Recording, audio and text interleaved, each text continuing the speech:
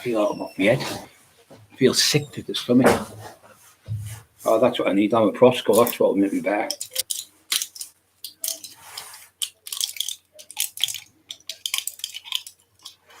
I'm waiting.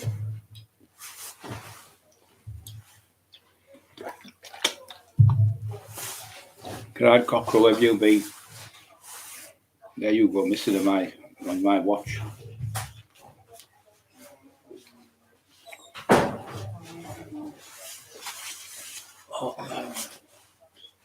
Itchy nose. Something with mentioning. Good nose itches. Tramadol there. I took the Tramadol. I can't take me, can I? Because I've just had two. Just realised I've just had two Tramadol. I'm going to take on top of that, will I? That'll make me feel mental. Are you only the lonely? Not Tramadol, what's the other ones? Naproxen, I had two of them about 20 minutes ago. So I got £10 in there because I did back last night training. Really all night, where are you? Right, I'm going. Paris Fountain. Only the only 1, 2, 3 evening. Brian Mudds and chat. Hey, Freedom. Paris, Art, you okay? I'm waiting for Wayne to come in so I can body up.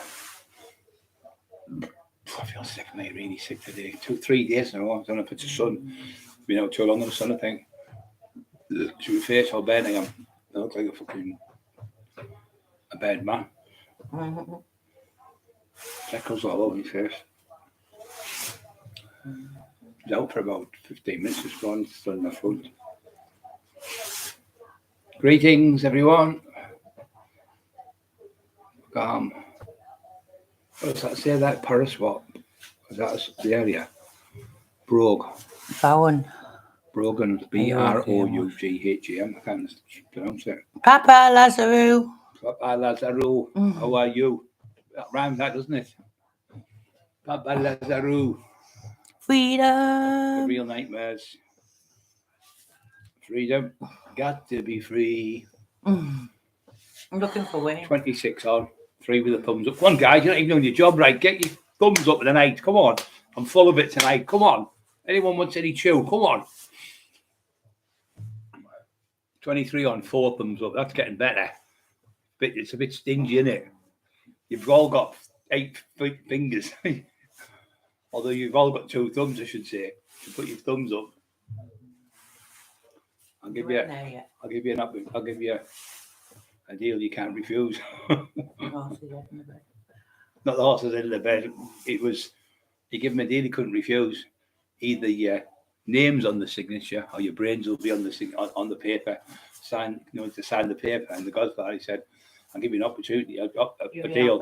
I'll give you an offer you can't refuse. He said, what's that? He went, either your brains is on, either your signature's on that paper or your brains will be on it. It's the Godfather. So get your thumbs up now. Get your hands up. Get your hands up. Give me all your money. Give me all your money.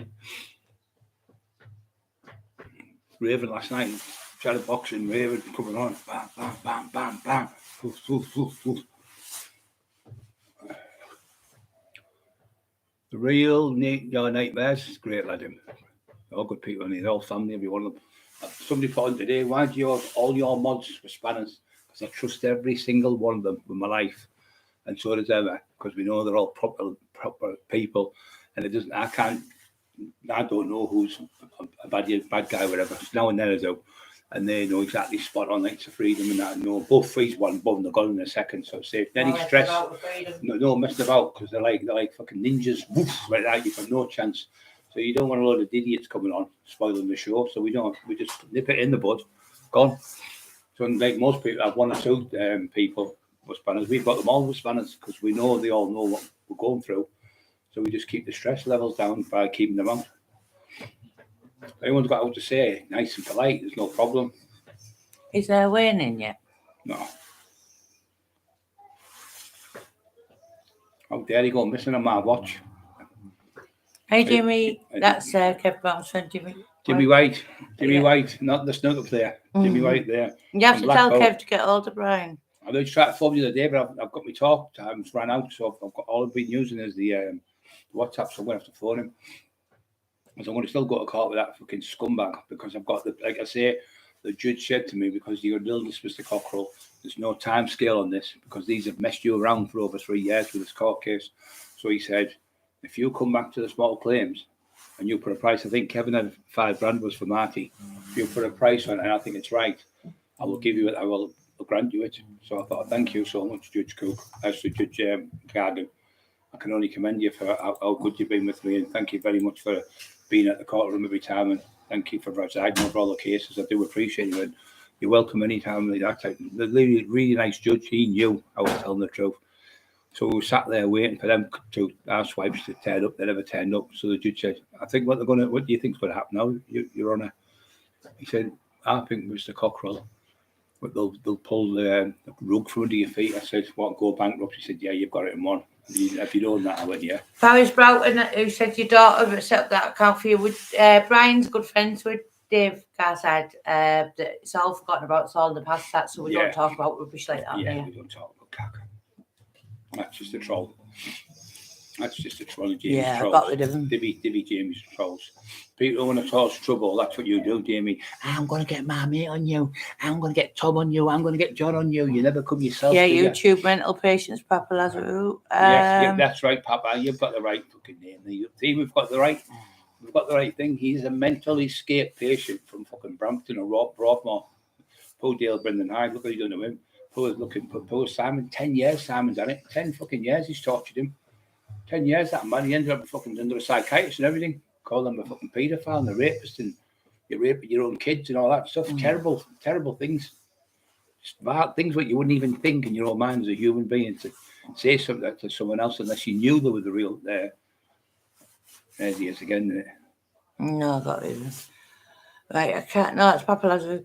He's great. He's on the best. James Jameson. No, he's fine. Is he? Yeah, that's not. Sorry, son.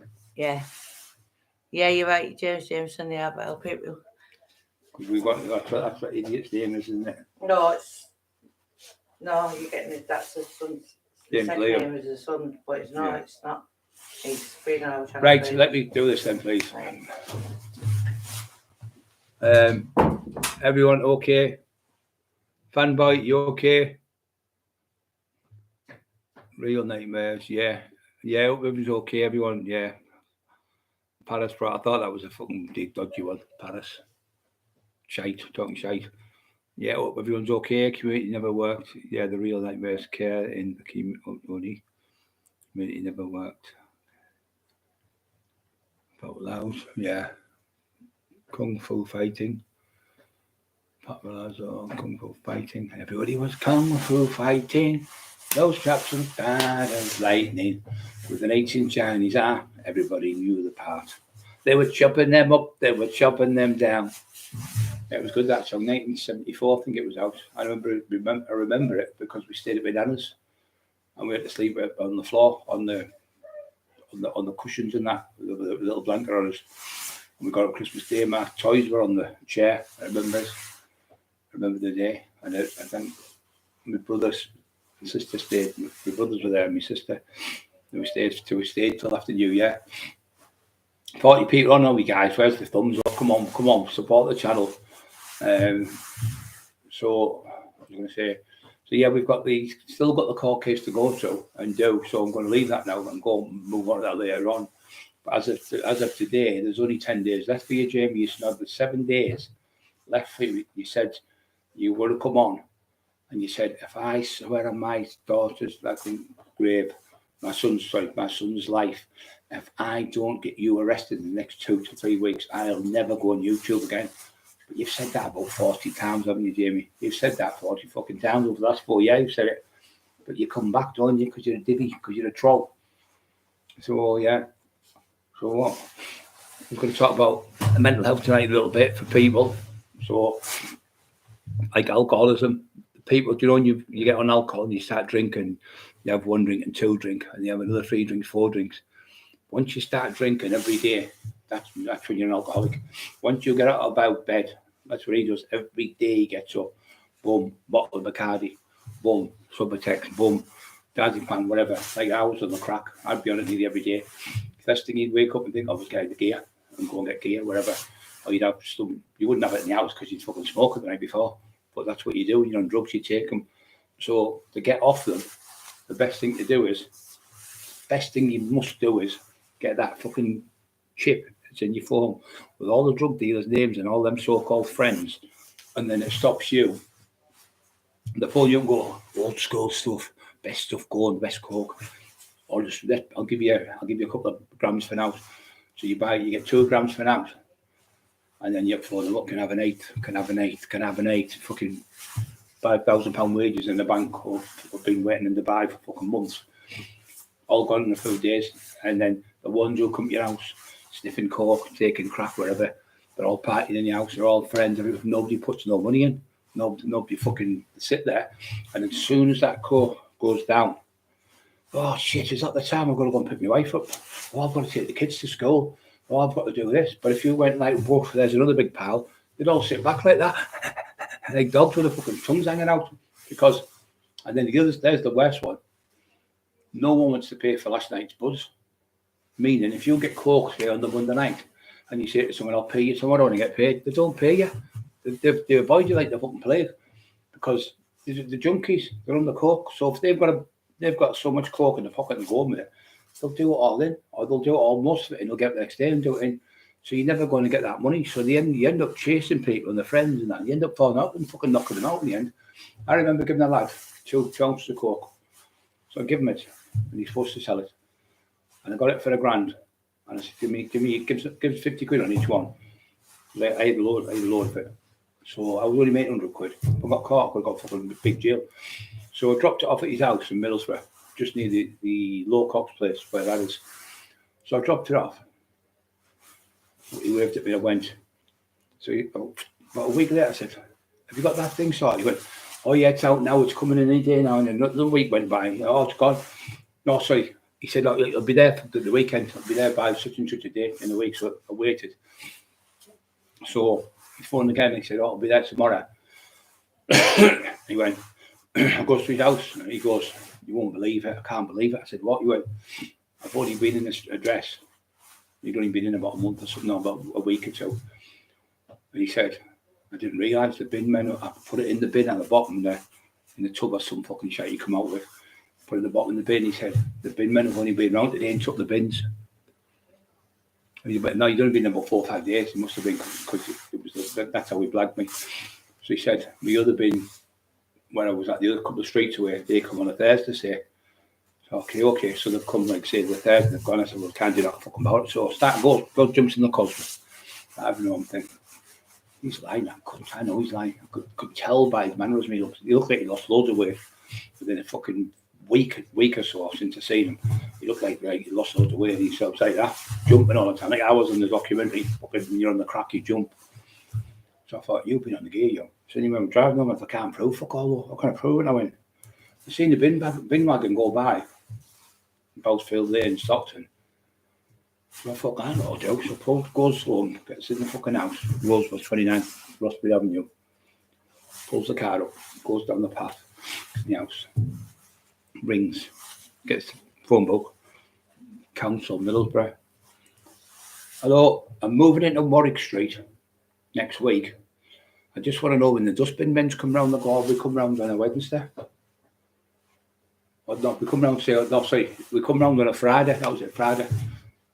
So you haven't been round today, Thursday. So, would there be a special bin or something go around today on the Thursday? They went, no, we don't come on a Thursday. That place is Friday, and then somebody else, another day.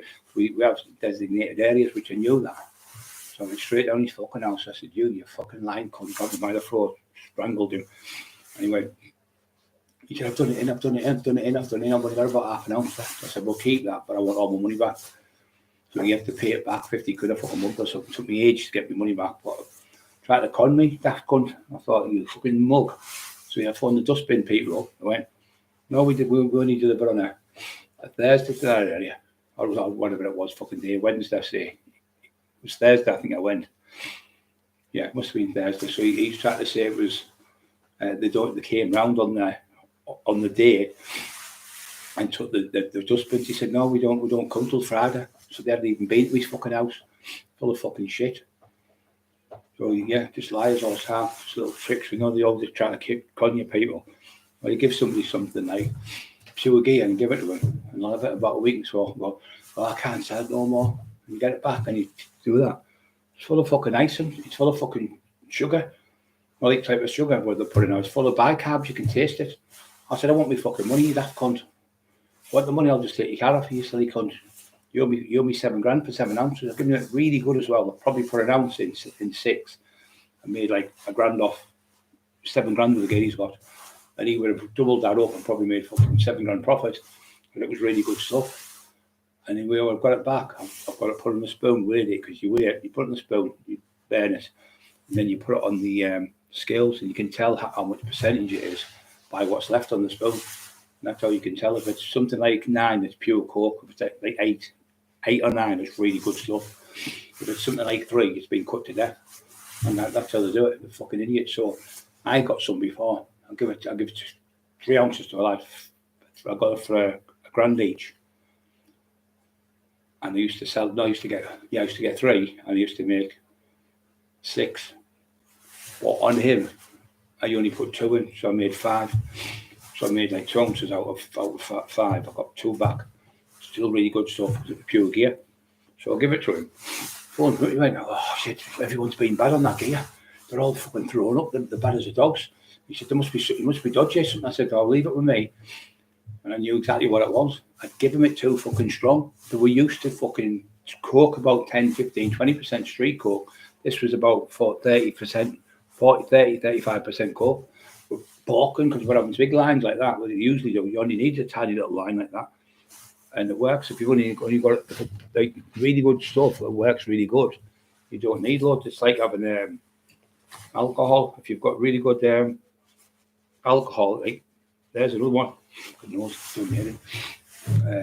So if you've got really good alcohol, so they were selling alcohol, and I was working with a business firm, just the alcohol. So I said, I'll tell you, I'll go back to him. So he comes back over, so I put an extra ounce with it. So I made another fucking one that was 6 ounces out of it. I said, oh, I'm going to have to charge you £100 extra.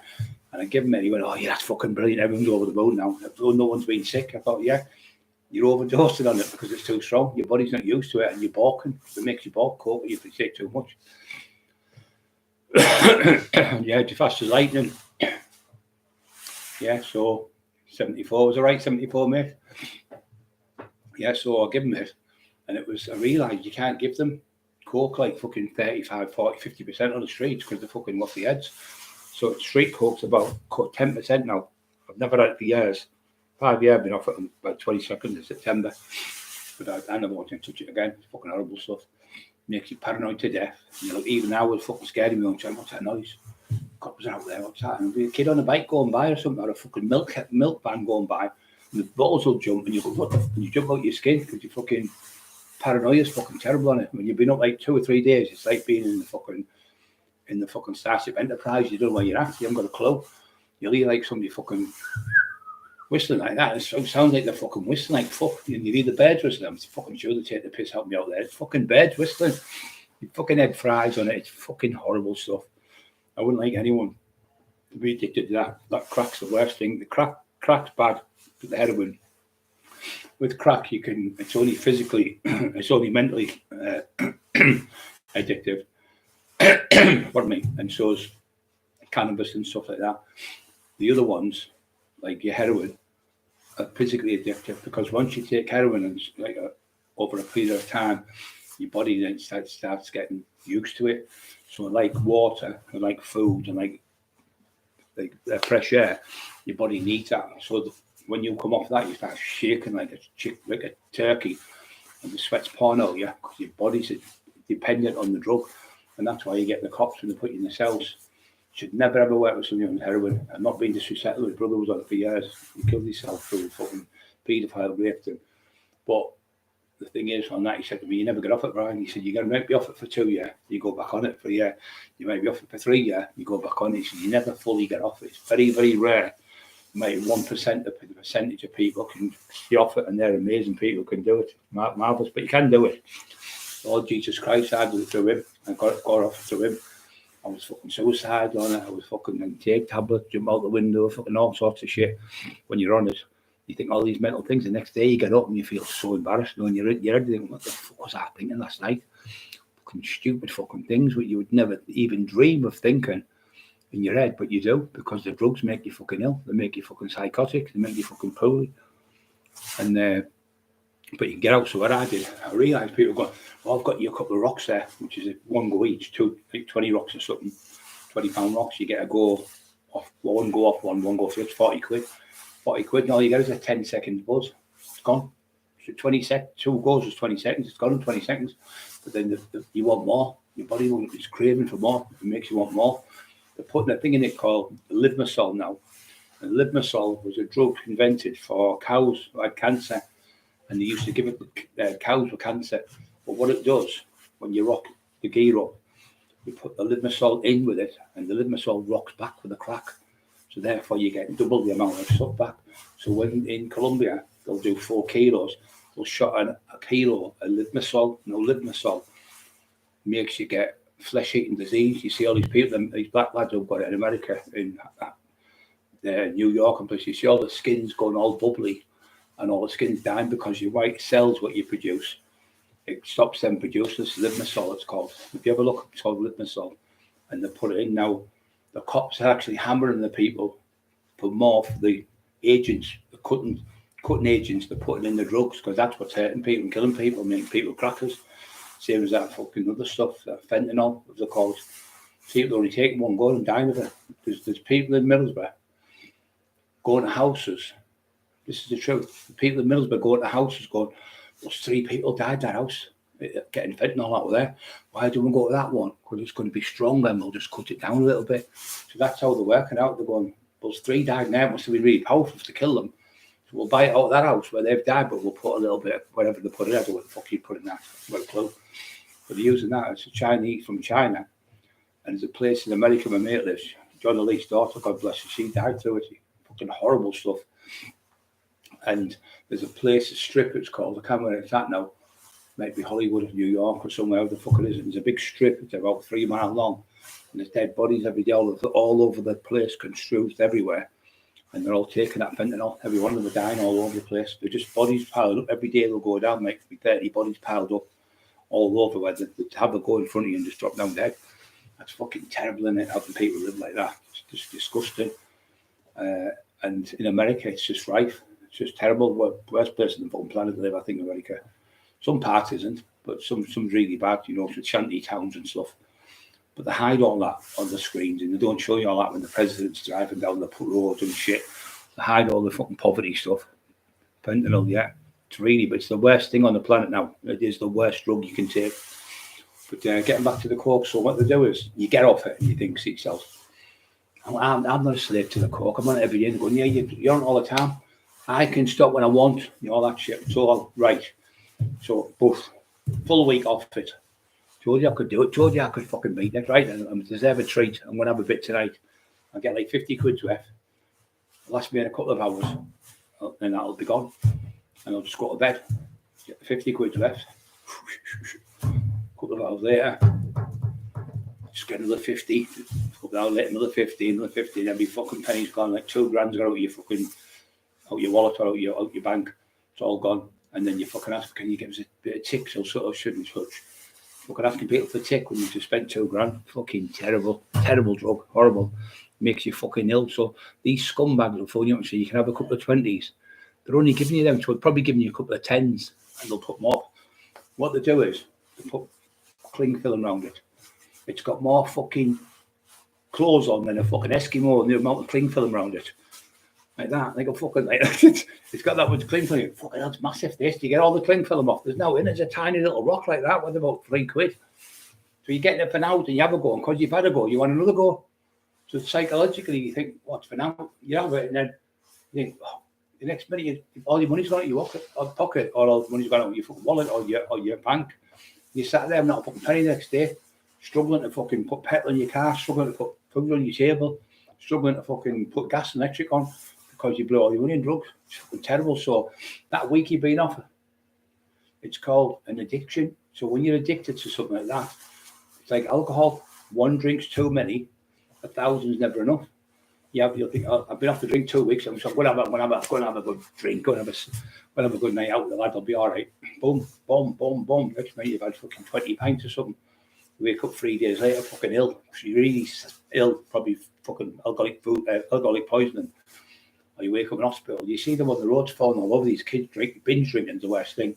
Because you put it in that quick, your body shocks your body, can kill you. There's loads that died of binge drinking. It's a really bad thing. You see them on the weekends, and it pisses me off because you see them in the streets, like the high streets in Newcastle, Middlesbrough, a place like that, and it's full of people drunk and falling all over. And somebody's going, look, I'm having a baby. I think it's breached the baby. It's coming. Anyway, the woman's fucking died. And the baby's died for some divvy cunt who fell over because he drank too much alcohol. And the ambulance service have got the infest. That person's died because you've been drinking. Fucking terrible. And I hate that as well. People getting drunk and trying to fill the nest. I was in the hospital one night, and I went to see a friend who had been beat up. He worked the door with me. Anyway, 3 of these lads come in and they started shouting at the nurses. They were all big lads as well. But you fucking shouting at you. What are you going to do? I've got no more crap. I said, now, what do you know what you're talking to? You? And I started screaming at them in the thing. Well, we didn't know it was you, Brian. We didn't know they knew my name. I said, see these nurses? These won't be able to put you back together again. You'll need a fucking undertaking. I'll get the fuck out of this hospital. It was a general hospital. Me and Flea went in. My mate Flea. To see a lad who'd been beaten up. Fucking, how can you beat a nurse who's helping you? They stitch you up. Or fucking a doctor who's trying to help you. And then you turn on the doctor and nurse. That's because of the drink. It's probably not you doing it. It's the demon drinking you. That's why it's called the demon. It's all Lucifer stuff. Horrible, horrible stuff. So no matter what addiction it is, even if it's eating too much, if you're eating too much food, and you're eating and eating, you'll end up with a fucking massive heart attack. You'll end up having diabetes. Because drink, the main things is you get stage 1, which you're born with, then you get stage 2. So you get the infant one, or you get the old when you're older. So about 40 to 50, that's when you really got to watch your weight, because most people get diabetes when they're overweight, don't train and don't eat good food. So that's the main thing. If you exercise every day, and do even a little bit of walking, walking down the stairs a few times, going for a swim a couple of times a week, taking the dog out for walks, is a really good thing to do. Jumping on a pedal bike in the house, doing a bit of exercise brings down your cholesterol levels, which is the one that gives you the diabetes. And once you get diabetes, people just think it's just a thing where you have to just take a medication. No, it isn't. Everything you eat, you've got to fucking read it. Beans, how much calories and that. You've got to read every single thing, because you take too much of one thing or too much, you can go hyperglycemic, where you haven't got enough sugars in your body, and your body will just crash and die on it. So you see these people, and also people don't know this, you lose your fingers and you lose your toes, because the circulation in the blood doesn't get to the certain extremities, like your hands and your feet and your legs and your arms. So people have no. I know one woman, she's lost all her toes and all the fingers, and she's only got 2 thumbs left. She's lost a fucking lot. So there's 5,000 amputees a day through diabetes. People don't realise, and smoking's another fucking nightmare. Smoking has killed more people in the world since the beginning of time than any other thing. And the other one is sugar. Raw sugars, sugar drinks. If you're having a sugar drink, it's okay if you're training. If you're sitting drinking 10 tins of Coke a day, it's full of fucking sugars, and that sugar is something like 12 to 15 spoonfuls of sugar in a tin of Coke. So it gives you a sugar rush. You get addicted to it. They all deliberately do it, all these food companies. They want you to be on them. They want you to buy these things because you're addicted to them. You're not going to make them loads of money. That's what happens. So addictions, no matter what it is you've got, you can stop it. So the way main one with cocaine and the way one with alcohol is, take that fucking number out. All the numbers of your friend want to take you out for a drink and have a Coke, then you've eradicated that bit. Anyone come to the door, get your mum's answer or your brother or wherever you are, just don't even answer the fucking door for you. And don't go out with them, because you'll end up being back on the drugs. So you need to isolate yourself from people like that and just have good like family members, your dad, brother, sister, uncle. Go away if you've got money, try and get away for a month or so, and just disassociate yourself from people who are on drugs. Because what if you don't?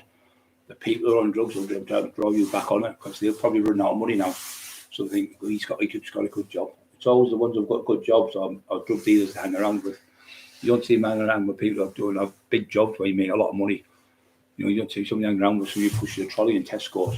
And there's no disrespect to that. They're still working, still putting food on the table. It's great, but you don't make that much money, so you wouldn't be probably on drugs like that. But the thing is, you can do it if you've got Jesus in your heart, and you can do it if you really believe in yourself. But don't be weak like I was and keep going back on it, going off it, going back on it, going off it like a fucking bing bong, bing bong, bing bong, back and forth like a table tennis ball. No good. And when you do get off it, you really can really have a good life. I have a wonderful life now, even though I'm fucking virtually paralysed in my right hand and my other hand's fucked. I've got a better life now than I was when I was taking all that shit, poisoning my system, poisoning myself, sitting having no money. I can have anything I want now, go anywhere I want, do anything I want. You can't do it when you're on drugs. You cannot do it on drugs. It's impossible. And you can't just have one go, because one go's too many, and 1,000. You can have 1,000 goes, and you want another go. It just never ends with crack. It's just fucking horrible stuff. But I'm asking anyone out there who's on it now, get yourself off it, get yourself in the rehab, get yourself help. But the main thing to do when you get off it, clean yourself out first, and then start going to the gym, get a dog or something, as long as you can look after it, and go to the gym. Go to the gym. The gym is the best thing in the world for cleaning your system out, keeping you fit. Healthy body, healthy mind, healthy body. If you get them two things in sync, you're never going to have a problem. Then when they're out of sync, your mind's not right, and your body is full of drugs. Both your mind and body's fucked up then. If you get off them, it's good, because once you're off them, you can start seeing everything's like the sunshine's better, the light's better, the grass is greener, the kids playing in the street. You start listening for things where you're fucking sitting all day, zombies out your head. Then you take sleepers to go to sleep because you can't sleep because of the cocaine you've been on 3 or 4 days. And you just live in a world on like a roundabout. Go right the way around it, you start again, boom, coke, gear, money, gone, back on the phone, more gear. Then you wake up 2 days later and you spend every penny's gone. Then you've got to sit with another 3 or 4 days with no money. And it's fucking dreadful. And you're hiding from your family members because you don't want them to see you because you've lost that much weight, or you look that ill. It's like him, tinfoil, tries to pretend he's not on the gear. Who are you fucking kidding? All you're kidding is yourself. That's why I said, go and get help, go and get in the rehab. But he wouldn't do it. He doesn't want to, because he loves that type of life. He loves that. His thing is bullying people. Feeds cancer cells. Papa, real news, yeah. Processed meat is really bad, because processed meat, what they do with processed meat, I'll tell you how they do it. It's called sodium nitrate. And the sodium nitrate is another word for salt. So meat is really pink, but they put that much chemicals in it, turns it nearly white. So when you get ham and things like that, it's full it's on there to stay fresh longer. So it's the same as white bread.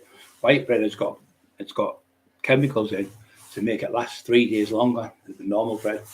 So you go in there, you can put the bread in your cupboard, it never goes off, because it's it's got a bleach in it, not bleach like what you wash the floor with, but it's got a blend in the bleach. It takes all the vitamins out and all the minerals out. But years ago, white bread was great for you, because they put these chemicals in that makes it last 3 to 4 days longer on the shelf, so they can sell more loaves of bread. Fucking dirty, low-life bastards they are.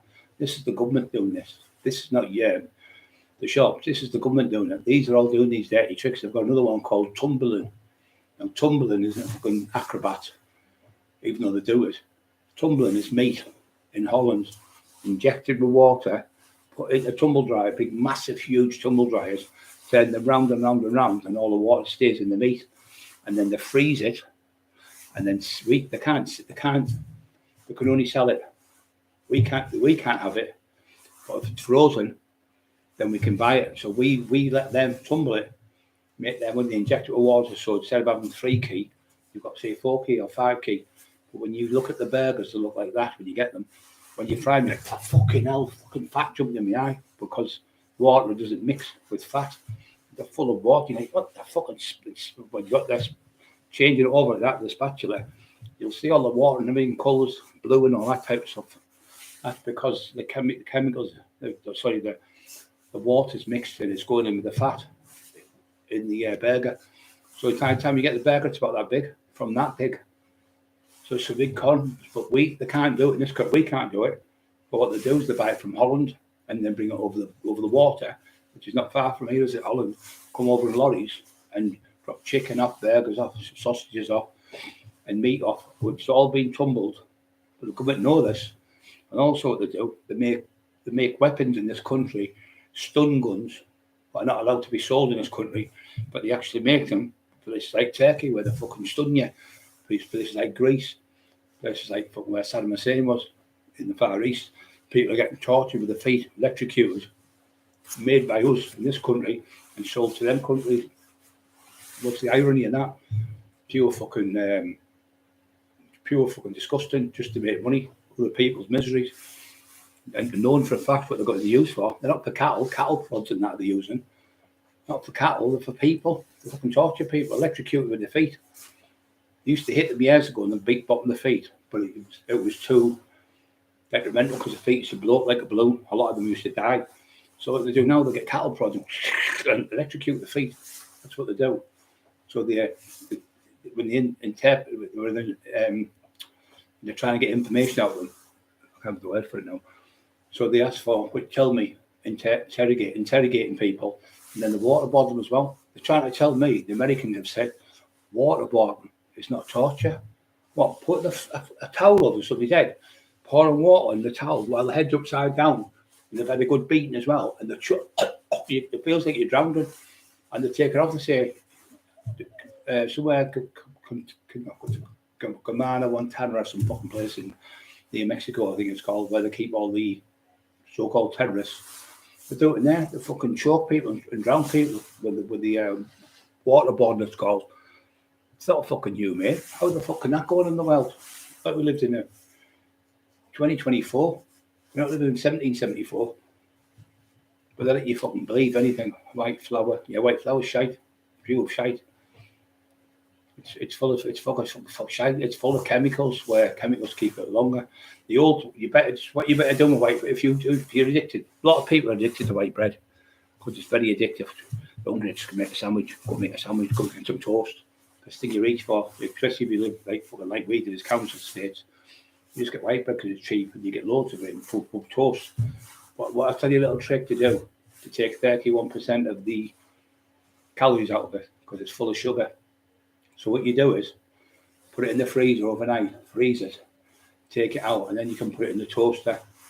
Once you freeze it, it kills 31%. So there's 31% less calories in it than there is. So it stops you getting fat, and it stops you, if you like the taste of it, you can still eat the bread. It's nowhere near as heavy. It's like a third lighter in calories than it would be. So you freeze it overnight, get it the next day, and then put it in the toaster. It'll be no problem for you, because that's where you put the most of the weight on. Most people just have sandwiches all day long.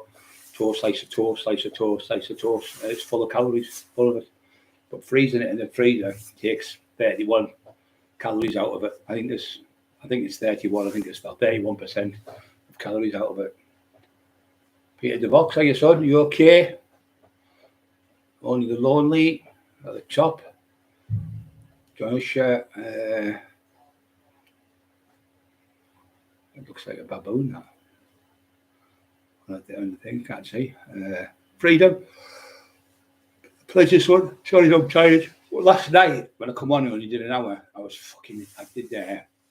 did back last night as well, and I did it the night before. And I was only doing one plate when I got out. When we first went on, after about an hour. After about a year and a half, I started training. Couldn't really pull one plate down. So last night I did 8. I've gone from 1, so I started training to 8 plates. I'm really fucking getting there now. But my hands hurt the next day when I've done back, because you're gripping. So try to use, if you are, I'll go into that later, so just finish this off. So if you're going to drink and you can handle it, you're okay. But if you get up, every time you go to drink, you come the next day and you're fucking thrown up, or you end up fighting with someone, it's not worth taking it, because drink doesn't, see, like one man's meat is another man's poison. Yeah, one man's meat is another man's poison. So somebody could eat a burger, ham, could be allergic to it. Somebody could eat pork, be allergic to it. So I think a lot of people are allergic to alcohol and they don't realise. But what they do is they drink, when they binge drink, your body's fucking, you don't know where you're at. You fucking, especially when you see these young kids, they're drinking like straight off of drinks and falling all over. They only drink 3 or 4 drinks and they're minging drunk because they've got that much alcohol consumed in a quick space of time. They're fucking, they don't know where they're at, and they're doing stupid things on pedal bikes and motorbikes and driving cars and getting off their heads, and fucking next minute they ended up in the bog. Young 17, 18-year-old kids, every day of the week, they're getting killed by fucking doing stupid things on alcohol. I think that's the worst thing for the kids, with drink. But, yeah, so that's the coke. So what you got to do with the coke, get rid of all the people who are your friends who take it, and get rid of all the dealers' names out of your phone, so you don't think, oh, I'll just have a little go, because a little go will go into fucking 1,000 goes. So that's how you need to do it. Occupy your mind, like just go and stay at your mum's, or go and help some member of the family who might need help, and do something good in your life, instead of just sitting on drugs every day. And then by the time the money you save up, a couple of months, you could think, right, how are mum going to go to Blackpool for the weekend? Are we going to go and see such and such? How we go to Spain for a week? All that money you've blown in one weekend could be thousands of pounds. You could go on a nice holiday with your mum, your dad, or yourself, or your kids. But you can't, because you keep taking stupid drugs and you never get off them. The only way to get off them is really be strong, to get training, get eating properly, get in that gym. That's how I did it. It's the main thing. And this is the thing I'm telling you. Don't think I'm going to stay off for 2 months. No, do it like this. Go get up in the morning and say, God, thank you for another day off the gear. I'm going to keep going. Just do it one day at a time. That's all you have to do. One single day at a time. I'm up to 5 years. On the 22nd of September this year, I'm up to 5 years. 5 years off the fucking thing. Never went near. I've had tinfoil give me on the table. I've had him in his house put it give me. I've had travellers give me in pubs. I've had lads come to me, I've got a bit of gear, but I do want to feel like being nice. No, not for me. I've knocked every single one back. I never want to feel that horrible fear feeling again. It's fucking horrible. It's horrible. I want to be Brian Cockerill, not the fucking cardboard cutout Brian Cockerill where you're scared of your own shadow, because it makes you ill. It does. It makes you physically and mentally ill, and you don't know what day it's. Some days you like get out of bed and you, I don't want to get up today. You might stay in bed for a fucking week, starving, no food in the house. It's fucking terrible. I've been there. I've done it. I'm not going to lie to you. I've done it all. But you can get off it. I was off it for 20 years, and I've been off it nearly 5 years. And the 5 years I've had have been the best 5 years I've had in my life. Apart from when I was a kid, obviously you were a kid, you had great times. But the 5 years I've been off it, I get up every day and I remember what yesterday was like, and I got up every day with money in my pocket. I got up every day with petrol in my car. I got up every day being happy, instead of being fucking miserable. I might get up some days being a bit depressed. Obviously, we all get that. But obviously, that's just one of the things in life, isn't it? Some days you get feeling tired. Some days you get up, you can't be asked for things. Yeah. Cut down on a lot of crap, down to 15 stone. Yeah, really good. The main thing is to do is try not to eat like sugary things like bread. People don't realise bread's full of sugar. It's fucking packed with sugar. White bread mainly. Brown bread's not so bad. Brown bread's quite good for you. I'll get the granary bread. I really like it. It's beautiful to eat. And you have things like 2 eggs. There's 8 grams of protein in an egg. Don't throw away the yolk, because that's the most important thing. It's the same as a baked potato. Don't throw away the skin in the baked potato. That's the most important bit of it. That's how it's grew all the way, all the calories and the goodness in them. But don't eat too many chips and tapes. They're full of carbs as well.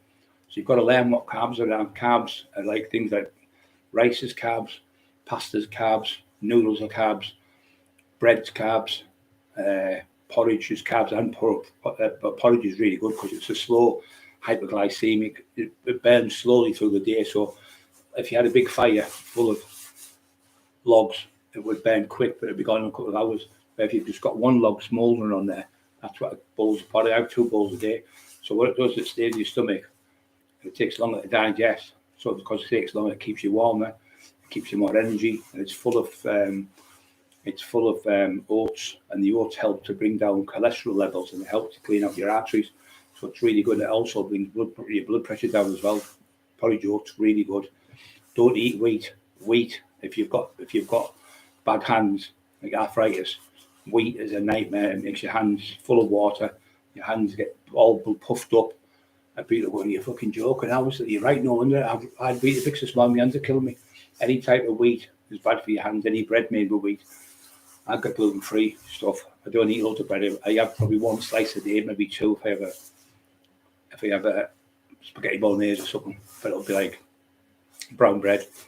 What else can you say? Yes. So don't eat on the night. Don't eat after 6 o'clock carbohydrates, because carbs are in your system and they digest a lot quicker, and they break down. They go into your body and they go down in the intestines, your small intestine, then they break down, go into the liver. Now, when the carbohydrates go into your liver, it's called glycogen. So the glycogen stores in your liver like a battery. You need it for energy. The only way you can get rid of that glycogen is exercise. You can't just go to bed with loads of carbs in you. Get the next day, that's when you start getting fatter. A few pints a night. Alcohol is chock-a-block with calories, full of sugars, full of sugar yeast, it's full of sugar. People get a lot of big belly, the beer bellies with it, and lagers and other ones full of sugar. So if you're going to drink, maybe wine's be better for you, or a couple of glasses of Bacardi or whiskey or anything like that. They're all right if you have a couple of them a night. They're no problem, because they actually help you thin your arteries out, and they actually help you for your blood flow. It's really good to say a couple of glasses of wine, or a couple of glasses of brandy, or a couple of glasses of whiskey, any type of thing like that, just a few, but not fucking massive glasses. And you live longer, they say now, with wine, drinking wine. That's why other people in these foreign countries live a lot longer. And also, don't cook your food in fats. Use the oils, like what you get, virgin oil and things like that. I use that. It smells better for you, and it's the old-fashioned fat used to get lard. It's full of calories, that as well. Fucking no good for you. It's made out of dead animals' fat. So you're just eating fat, and your body's getting fatter and fatter. So if you're going to eat on the night, have something like peanut butter if you're hungry, chicken legs, drum chickens, turkey, chicken, rabbit, anything meat, because meat takes a lot longer to digest, and the body takes about 3 hours to digest. So therefore, when you have, if you're going to go on a diet, don't just go a little meal in the morning, a little meal at night. That's no good. What you're going to do is have 5 meals a day. And you think, fucking 5, I'm going to be massive. No, so what you do is, you have your first meal in the morning, 2 toasts, bowl of porridge, coffee, maybe even a little bit of fruit juice, or an apple or a pear or something like that to take to work. So you go to work and you have a sandwich, that's 2 meals, and then you have a banana with it, say like that, not crisps and all that shite. Water's the best thing for you. So when you're having a meal, you eat your meal, instead of having 3 meals, like 3 biggish meals, you have 5 small meals. So you have 5 small meals. So when you eat a meal and you eat your food, your body goes in your body starts burning calories up to digest the food. So it's like a cement mixer. Your body's going round and round and round, and it's doing all this stuff and digest it. Your organs are starting to move, all the stuff starting to go around, just digesting your system. Because that's doing that, it speeds up your metabolism. So therefore, you're burning calories, hundreds and hundreds of calories. So if you're having 5 meals a day, you're burning calories 5 times a day just sitting there eating your food. But if you have 3 meals a day, you're going to have bigger meals because you'll be hungry. So you're only burning calories 3 times a day. So 5 meals speeds up your metabolism and gives you more energy and digest your food quicker, because there's less food in you than you would be eating big massive dinners. Don't have fucking dinners like fucking, what's that? What do you want me to do? Climb that? What do you want me to do? Climb it or eat it? What is it? A fucking mountain? Don't have dinners like that. And as soon as you start feeling full, stop eating. Don't eat until you start, because if you start eating more, biggie eyes, eating too much, you end up like Shirley, fucking big fat thing. Because what happens when you get full, go, my body's telling me I'm full of you, cut it off, stop, leave the food, don't waste it, put it in the fridge wherever for later on, keep it later. But don't eat until you balk or stab. I paid for this, I'm not wasting it. That's the old mentality, no good. So just eat. When you start feeling full, I've had enough now. But whatever you do, if you're going to go to the gym, don't eat food. Like, come in the house, eat your food and go straight to the gym. That's a disaster. It's going to fail. Because what happens is, when you eat the food, the body puts, as you know, hemoglobin, which is blood, into the stomach to help you digest your food through your organs and through your intestine, your small intestine, goes through into the liver, the nitrogen, and then you've got the other stuff goes the other way. So you've got your sugars goes in there as well. So what happens is your body's digesting the food. Lost me, sorry now. Your body's digesting the food with the blood in it. So what do you need when you're in the gym? what do you need more than abundance of anything in the gym?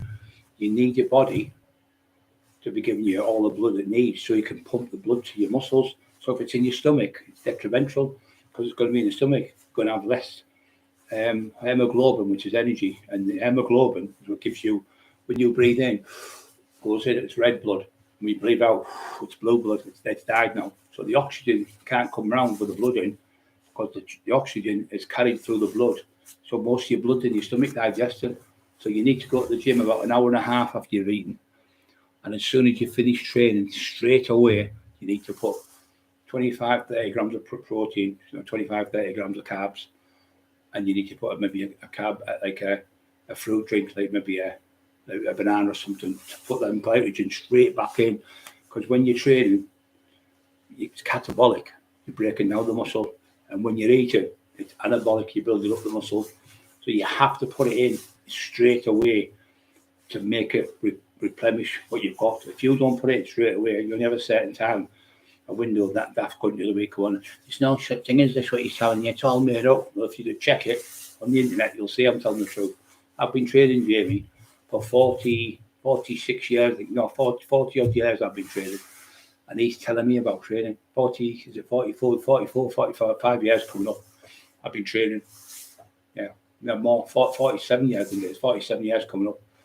So he's telling people what to do. If you look at the state of him, you've seen me in the videos, the giant's weights I was lifting, the physique I had. I've got the record to prove it by the videos you've been watching. So I love cheese and crackers, yeah, but the full to the brim. Crackers have got more sugar than anything on the planet. Crackers, what they do with people with crackers.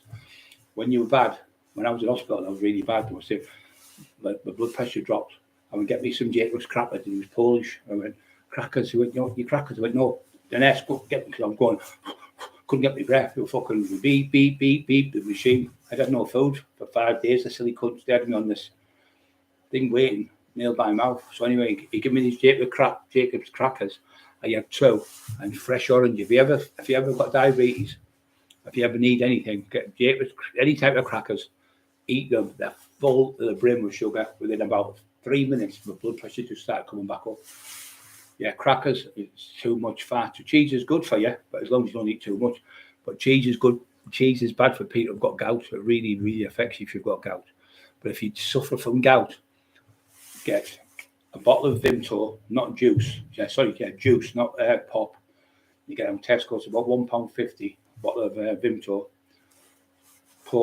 Get a bicarbonated soda used for baking. For one of them, take a tablespoonful of bicarbonated soda, put it in 250 ml of water, and then put 250 ml of Vimtos in, and stir it around slowly because it'll foam up, obviously.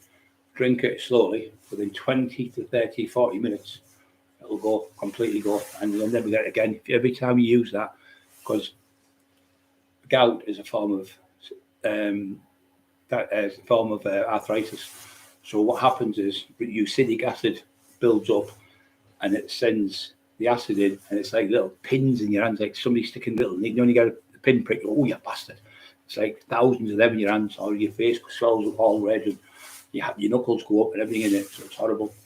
That there, I even give it to my doctor, and he said, "I can't believe this." He said, "The tablets take ages. That took me about an hour." He said, "I was back to normal." He went to last. He said, "I get it in my big toe on the night, or you get it in your thumb sometimes, or you can get it all over. People get it in the face. It's terrible." I was walking through Hartlepool Civic Centre, and there was a lad pushing the bin. "But here, brother, you suffer from gout, don't you?" Went, "Yeah." "Do you?" Like I said, "I used to." I said, "Tell you what to do." And anyway, he did it. He went, "Next week I went the same job. Bob used to get his money over there. Then we used to go to get his money at the post office there. And then he'd go to get his jab in the town centre. So came over the next day, went, "Oh, you won't believe it. His mate come." He said, "I get it as well." He said, "We've done what you said." He said, we're on the drink every day and evening." I wish I'd never fucking told you. When they were drinking stout, the light, it was giving them it. Or some people eat chicken. You get it? Like I said, one man's meat, another man's poison. So yeah, 250 ml of water, 250 ml of Vimto juice, and 1 tablespoon full of bicarbonate spot. Put the bicarbonate spot water in first, then put the water and mix that. and then put your BIM so it won't go all over the place. And I guarantee you now, my Uncle Frank had it for about 10 years, got rid of it. But there's been about, I think about 30,000 people have replied saying, I can't believe I'm cured from it. Hi, Steve Shannon, he's popped in. I love you all the world, Steve. Great lad. Yeah, so that's what you need to do. It really does home remedy. Same as if you get toothache, really bad teeth, go and get a clove of garlic. Trust me, because the clove of garlic, what that does, that's a natural antibiotic, so it draws the poison out straight away. So when you get the tablets off, by the time you go to the dentist, you might wait 2-3 days to get a dentist appointment. Then you get to the dentist, then you might have to go to the chemist the next day. That's 4 fucking days. And then you get them off them, and then it takes 3 to 4 days to get in your system properly. This will be, by the second day it'll go. So you get a clove of garlic, put it, munch it down like that in a little cup, put some warm water in it, put a tablespoon of salt and a tablespoonful of vinegar, put it in there, put it in your mouth, gargle, put a bit of clove in they say you've got a little hole in your mouth for the gap, bite it, do that, and keep doing that noise. I know it sounds fucking daft, but believe me, it tastes horrible. But within about 5 minutes, you'll just feel it just stop going. It'll come back about 30 minutes later, do it again. Keep doing that, but keep putting the clove of garlic in your mouth. So the clove of garlic's and like the antibiotic is drawing out the poison. I'll guarantee you by 2 or 3 days it's gone. And you won't cost you a penny hardly for the stuff. The garlic's only little tiny 20 pence, 30 pence. Salt, water, not salt, water, fuck all, there's a bit of vinegar. Save you all that money for fucking taxes and everything, going to the chemist and all that shit. And it works straight away. If you get any infection, garlic's a natural antibiotic. You can actually get garlic. I eat garlic tablets to stop you having that horrible breath. You know, the breath fucking stinks. So I take garlic tablets. They're really good, but they're natural antibiotics that helps your body. All these little tips, tiny little bits help you. But, you know, it really does help. Peter, the real nightmare. I'd like to hope you. Anyone who want to ask any questions about anything, what if you think, even if it's women's things, anything, I fucking know. I know women's bodies, men's bodies, kids' bodies, dogs, animals, fucking cats, whatever. I know. I've been doing this since I was a fucking kid. So I started training at 13. I'm 60-year-old nearly. I'm 60-year-old in December. No, I'm not. I'm only 27. Still in life for right. You wouldn't get. Think I was going to have you done now for life. Steve, yeah, Steve's a great lad. Steve's one of the fucking ones. When you're in these fucking trenches, when you're down, you've got nothing to eat in your house. When you're fucking depressed, when you're suicidal, poof, he's the man who's at your door and fucking like a 9. I've got a good 999. Where's the fucking time for 999? I don't turn up. He'd turn up in about 30 seconds at your door. Fly through to get to you. To break his neck to get to you. He's a great lad. I've known all his family all my life. Groveville lads, great people. They say they're doing it for you. Guarantee the people from Groveville. My dad's from Groveville originally. All my aunties are from there. 6 aunties from there. 5 uncles. They've all passed away now, apart from my auntie. I think there's no uncles left now. But yeah, it's nice to help people. Nice to know. Still stressed with house never end. Yeah, you'll get there, mate. It's a house is a house. At the end of the day, that house is going to be standing while you're dead and fucking buried. When you'll be dead and buried for fucking 100 years, and that house will still be there, mate. At the end of the day, it's just a fucking house, isn't it? Who's getting stressed over the house, brother? Yeah, you're welcome anytime. Pop, see you, Steve, anytime. Terrible day, Hope. What's that? Peter DeVox had terrible day. I have my hand's been fucking killing me for 3 days. And my hips been killing me. I was boxing last night and I was doing a bit of pulling down. My hands coming back fucking good. I thought I couldn't believe because I couldn't even do nothing before. Did you you better beware. You little fucking rat. Could have bumped into me. You'd have a fight with me. You couldn't fight fucking. He's that but desperate now, right? He's going to the ghost's house, Paul Sykes' grave in Wakefield, and shouting, Paul, he's been dead since 1995, you silly cunt. He's shouting to the grave, Paul, you all right? No, he's fucking dead, you stupid cunt. And he's going, Dennis Flynn, are you brother, you okay? You never met him. Stop pretending you're something. You knew the BBC people. Dennis Flynn was a paedophile for the BBC. He was best friends with Jimmy Savile and Paul Sykes. Can you imagine? And the three wise paedophiles, Jimmy Savile, Paul Sykes, and fucking Dennis Flint. Dennis Flint, he went, Dennis Flint used to have a house in the countryside where they used to have all these young kids everywhere and taking videos. He said it was like mad. And Jimmy also doesn't take a brain surgeon to know what Paul Sykes was up to, Jimmy Savile and fucking Dennis Flint. He said he was the Hugh Hefner of England. As if it's good that. Remember that dirty bastard in America when he was having on 6 young girls living at the house, all 18, 19, 20, 77, 78-year-old, 80-year-old man. He'd shout, Tracy, he'd have to come and do what he wanted to do. Have to, just fucking prostitution to me. I just don't know how he got away with it. Fucking disgusting. And doing that, abusing young kids. You know, you're like, I'm going to put you in the next porn book. I'm going to make you the next porno film. Fucking sick bastards. I don't like it. So anybody got any help? Honestly, bro, I'm sure, thanks. Interior designer. It's brutal. I'm sure she thinks she's interior designer. Well, you need to start selling drugs or something, Steve. or tax. We need to fucking start taxing again. I've got the same type, mate. We need to go taxing like the old days to fucking keep them in the air, keep them what they're up, what they're after. Fucking hell, it's never ending with them. Can they have this? Can they have that? Can they have this? Can they have that? They're a fucking nightmare, mate. It's funny. She's probably got him coming to you, so Llewellyn. You remember who does all the houses? He's fucking phone him up and say, "Can you come and help us? I will ask need help." I think he's called Llewellyn something. He was the designer for houses. He used to be on the morning time show, some fucking thing. He used to design house. She'll have him round next. Or they're off there. Charlie, they call him. You remember off fucking garden watch? You'll have him in there next doing the garden. Alan Titchmarsh. Alan Titchmarsh is coming to town to do your garden. Yeah, I'm walking out. She keeps changing her mind. Oh, for fuck's sake. I have to get something all the way finished. And she said, I don't like it now. That's the one for shoes, and that women that go, oh, you came in for some shoes. Of course, I can. I'll take the town and get married to her. I said, no, you get married to me, aren't you? So, can you have the size? What about the white ones? Oh, I like the red ones. What about the green? I like the red ones and the green ones. I said, well, look, I'll get you them all. Let's get them all if you want. Right, so she went, I'll just get them red ones. So she gets her, walks out the shop and goes to about 30 yards. Do I like them? Take them back. Goes back to the fucking shop. And what the fuck? So I'm sat in the fucking thing out the car. So I was just going to go next door over Teesside Park with her.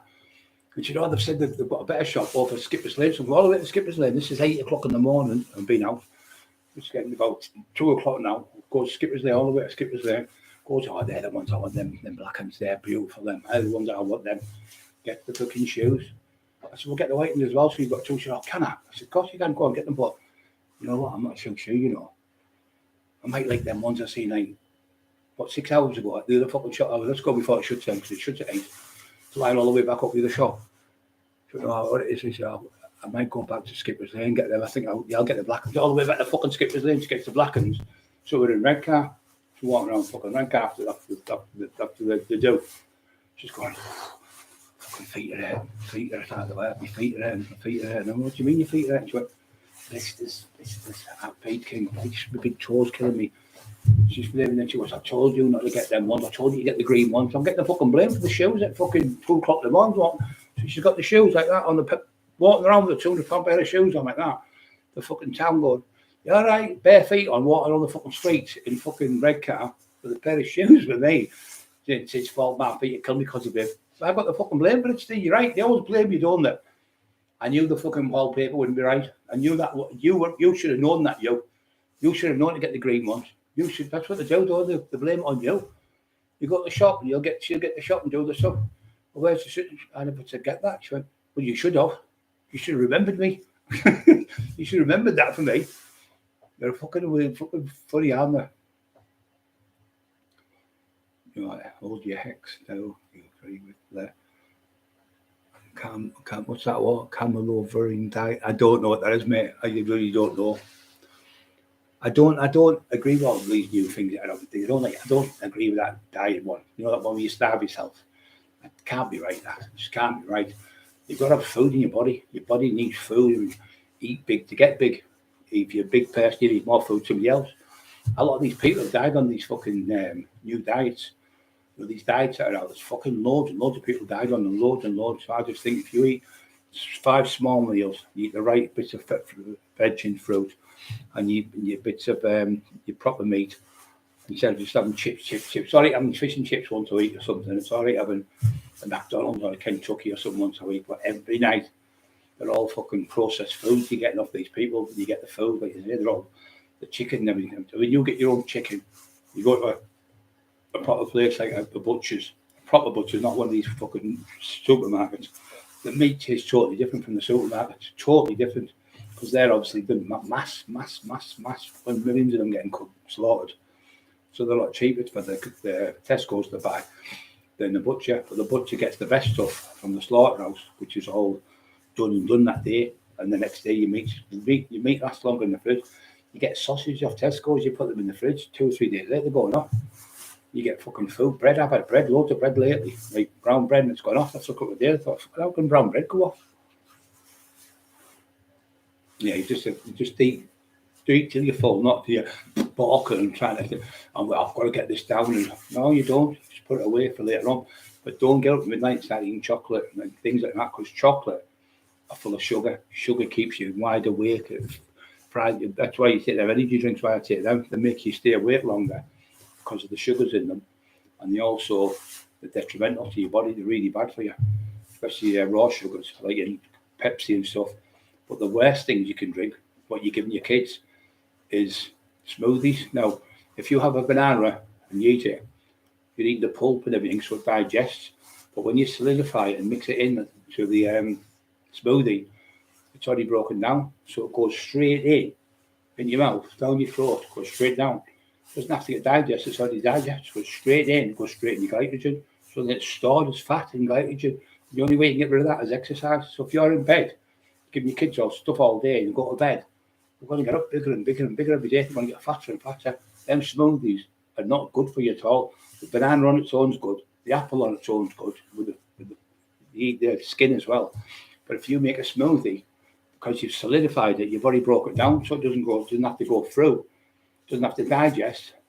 So your body's not burning the calories up by digesting it, because it's already solidified, goes straight through your small intestine, and then it just goes to where it goes to, which is your glycogen. It goes into glycogen in your liver, and it stores there until you do some exercise and burn it off. And that's why most people are overweight, because they don't realise if you're eating them smoothies and stuff, they're full. Every one of them smoothies is like 15 sugars in one glass.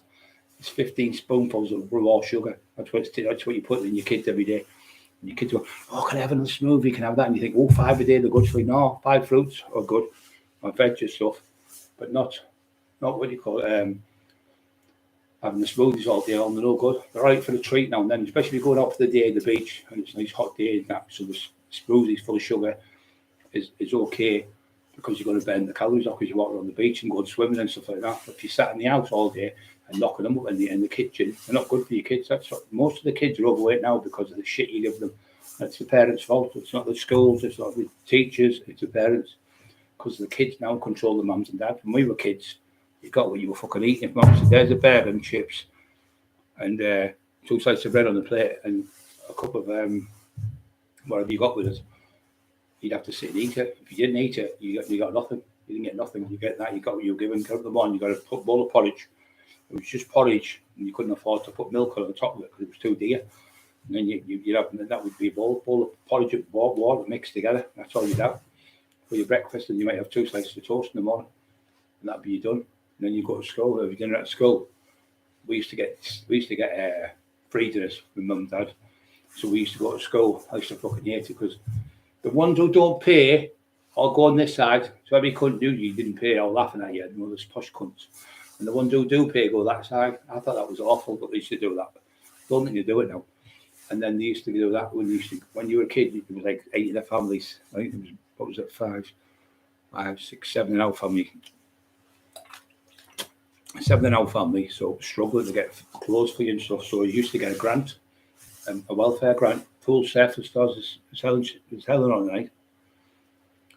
She's from Hartley Paul, she knows what I'm on about. She don't know. You used to get a grant, say 100 for 50 quid or something. So you get in there and go, another one with a grant, And everyone would look, you go fucking bright red, your mum was stood there. Your mum would be okay, she wouldn't bother, but when you were a kid, everyone was like looking at you. Look at them scrounging, them little ones there, mums, like the posh kids calling you. Fucking horrible on the kids.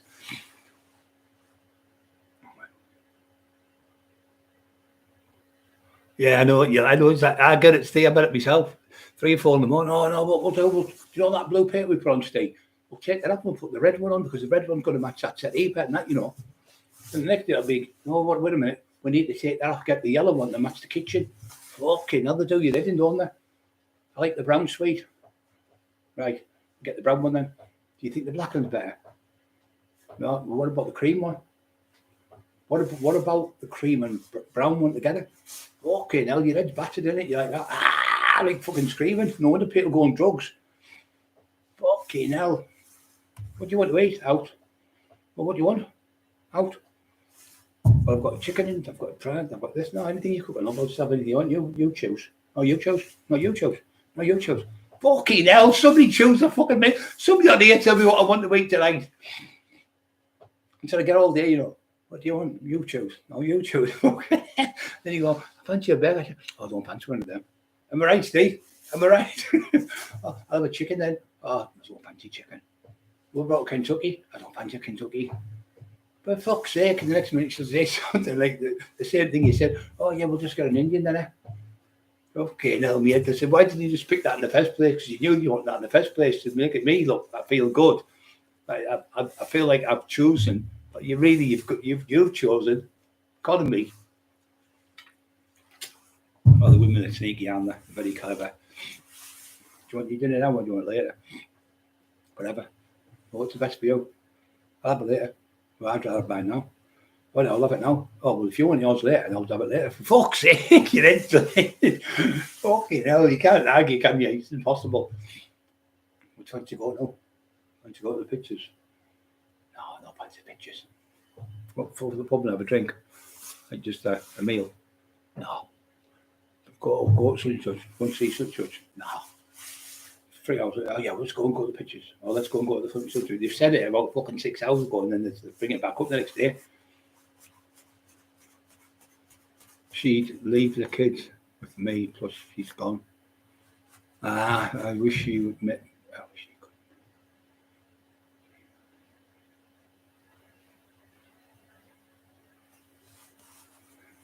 Yeah, you're only saying that, you're only joking.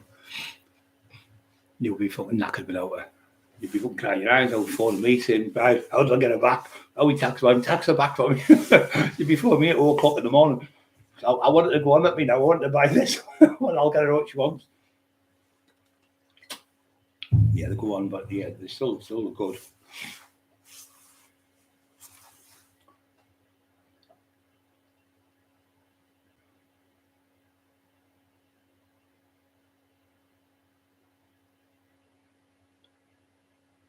Yeah, all fruit in smoothies bad for you. Any fruit, if you liquidize them, because you're liquidizing it, right? You liquidize it into a smoothie.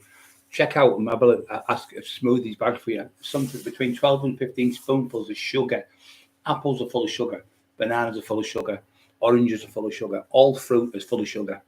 People don't understand this. All fruit is sugar. Pasta's sugar. Rice is sugar.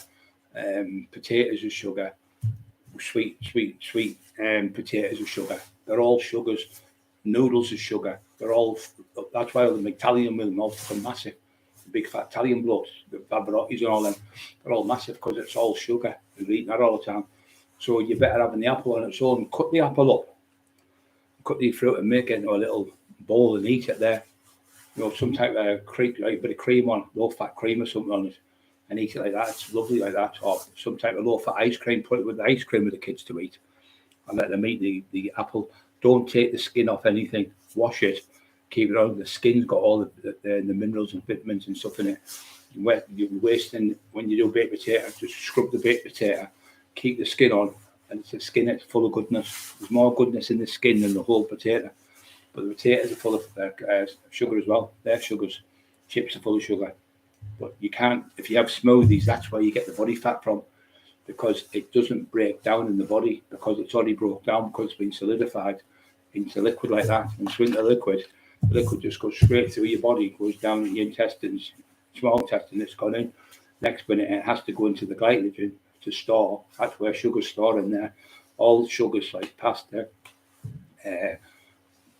sweet sugar, any type of sugar, all goes into glycogen. Your glycogen is like a battery that energizes yourself and gives you energy. And that's why you need that.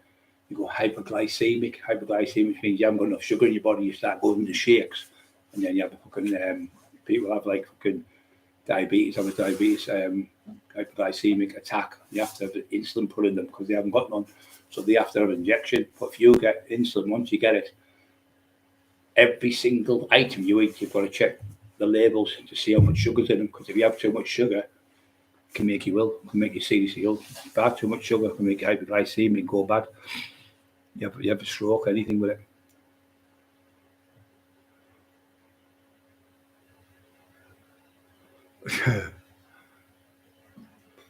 White walls as basic as possible, yeah.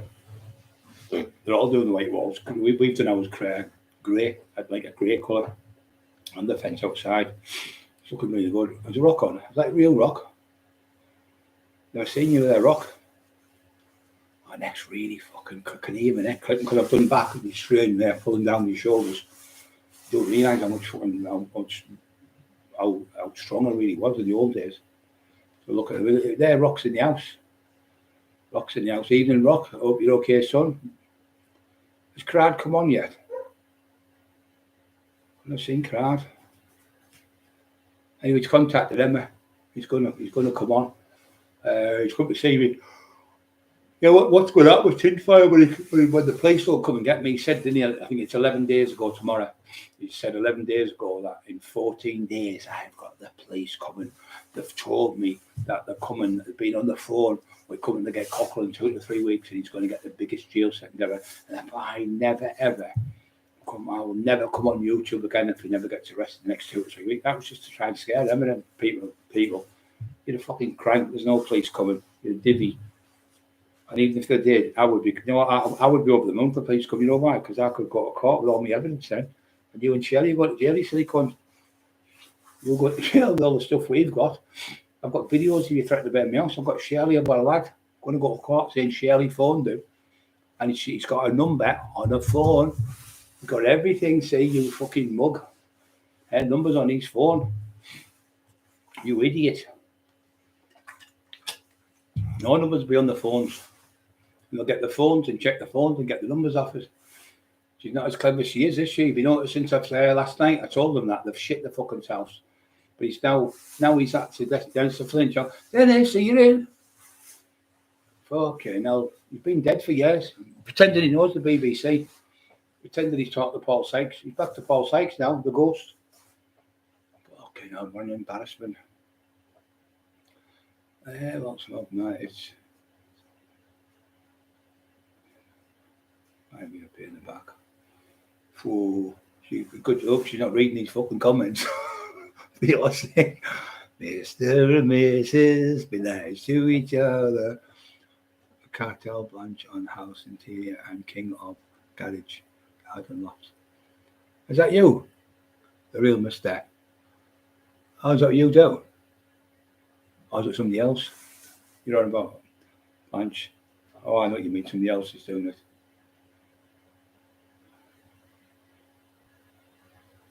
We have the names.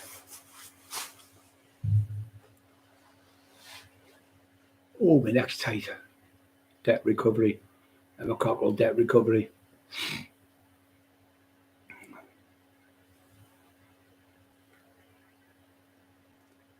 This has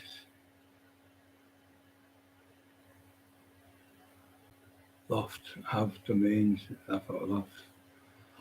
Walk for the police, it's lost boat time for the police and rock, it's almost boat time for police and crime commissioners for Cleveland. No, I was asked to do it. They wanted me to do the fucking thing. They asked me to run for commissioner of the police, crime commissioner of the police. You're not really copper. You're the crime commissioner. It tells the cops what to do. I should have done it, shouldn't I? I wouldn't have been in the situation now if I'd have done that. I called him Michael. He was ex deputy cop, I think he was something like that, deputy fucking whatever, second in command of them. And he said, I got the last two chief commissioners their jobs. He said, I know for a fact I can get you this job. That's what I do. It's my job. He said, I get people in, and I know you can run these streets better because you know all the drug dealers, you know the way it goes on. And he said, I think you do a miles better job than these idiots who haven't got a clue on the streets because they've never been there. They've all got to be posh schools like Eton, Oxford, Cambridge, never fucking ever been on the fucking streets. So how do you know the streets unless you've been on them? It takes someone that's likes in it. Takes what to know someone. So if somebody knows if you're a boxer or you're a paint decorator or you're a footballer or whatever, it takes one to beat one, doesn't it? So I was on the streets, obviously doing what I did in the day, so I know how it works. And so if you know it works, you can easily stop it. It's just like give the mechanic a car to fix, who's been a fucking lifetime mechanic. He knows exactly everything about it. I'll give him Steve Shannon and house to paint. He hasn't got a fucking clue. He's blaming their lads for everything. He fucking hell. Crime commissioners, yeah. They're all being sacked, all the crime commissioners. The last one got jailed for fucking driving a car, speeding, and pretending his wife was driving it. And when he came back after 3 months, from Swansea, the photograph, he is in the front of the car. He got 4 year jail for it. Got 2 years he did in jail.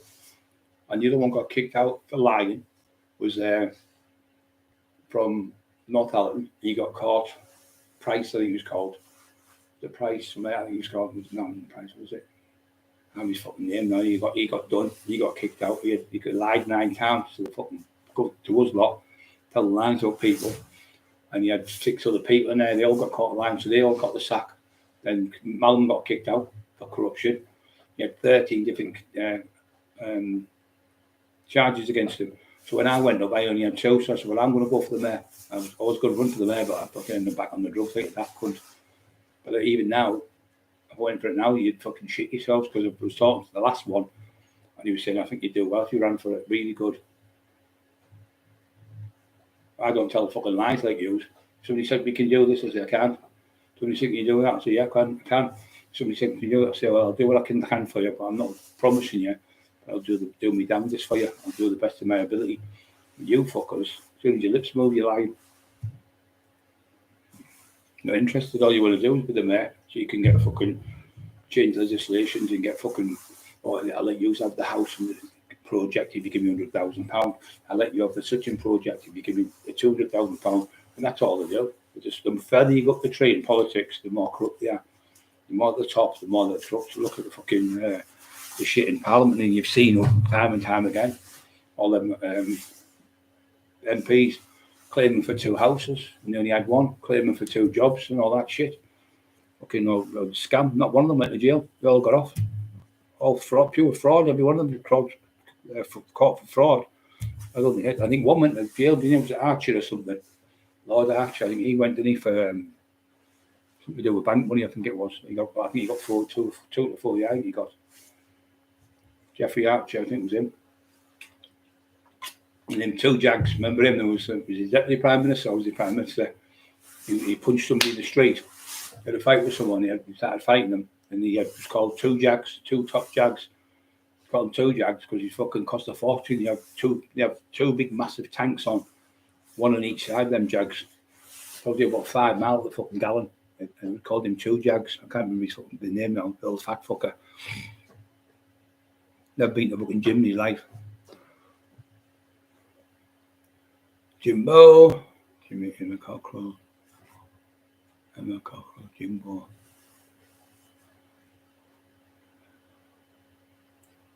Real, your night rock, your nightmare. Steve. Big news, he said, laugh out loud. Rock monkey, feet. Feet. I don't know what that means. Look what I'm trying to find. I fucking got one of them machines, them. Where you forgot what they call them now. Slim Jim, I think. Well, yeah, abs. I think it's not Rocky. The footballer Ronaldo had one, and really good. So I got it off that on my side. Me and them were put on. They fixed it all, and it's not working. What the fuck's wrong with it? outfits and those electrics. I'm fucking have a clue about electrics. So put it on, and the green light's coming on me, but the thing isn't working now. There's it shit that comes on, like electrocutes you. But that's what I need for my hands. So if I put it on my side here, and on my shoulder, back on my shoulder, and on my back, it's going to help me. So I'm going to have to go and buy a new one. This is the old one with the big massive plastic thing that they stick on your rover. They send electric shocks to you. It's a bit like that 10F thing people get for the feet. It's really good to send electric shocks, so the shock go up and they start the signals in your feet working, and they help to make the muscles send the signal from the I think I found the word. Nerves. Yeah, your nerves. It makes your nerves send the muscle send the signal, or the nerve send the signal to the muscle. So it has to be like beep type of thing, send a missile. So that's what's wrong with me. My things aren't sending the signals to my hands properly, and that's why I'm still really bad with my hands. Well, just one hand, meaning that one's not as bad. Yeah. 125 hours, 125 minutes, I mean. 125 hours. Fucking hell, I never be able to do 125 hours. My neck's tight. It's what it is with me. I'm really fucking struggling with my neck. It's like I've been beat up. I think she gave me some tablets for the painkillers. What that, paracetamol. I think Nurofen better, but I've already had some tablets about an hour and a half ago. I hope I don't feel sick on them. This is the worst pain I've had for this 3 days in a row. I think it's because it's been really been lovely this morning. I was out for about 15 minutes, I think. I did. Maybe 15, 20 minutes in the sun. And I feel better myself again. But after a while, it'll just go brown in my face and I'll just get used to it, because there was no sun for about a week, was there? So I hadn't been going to sunbed because it's been freezing and I didn't want to get my eyes, but I had to get my eyes obviously getting better. So I said to them, I can't go because my fucking eye might end up being bad. Paracetamol. Yeah, paracetamol. So, I've never had paracetamol for years.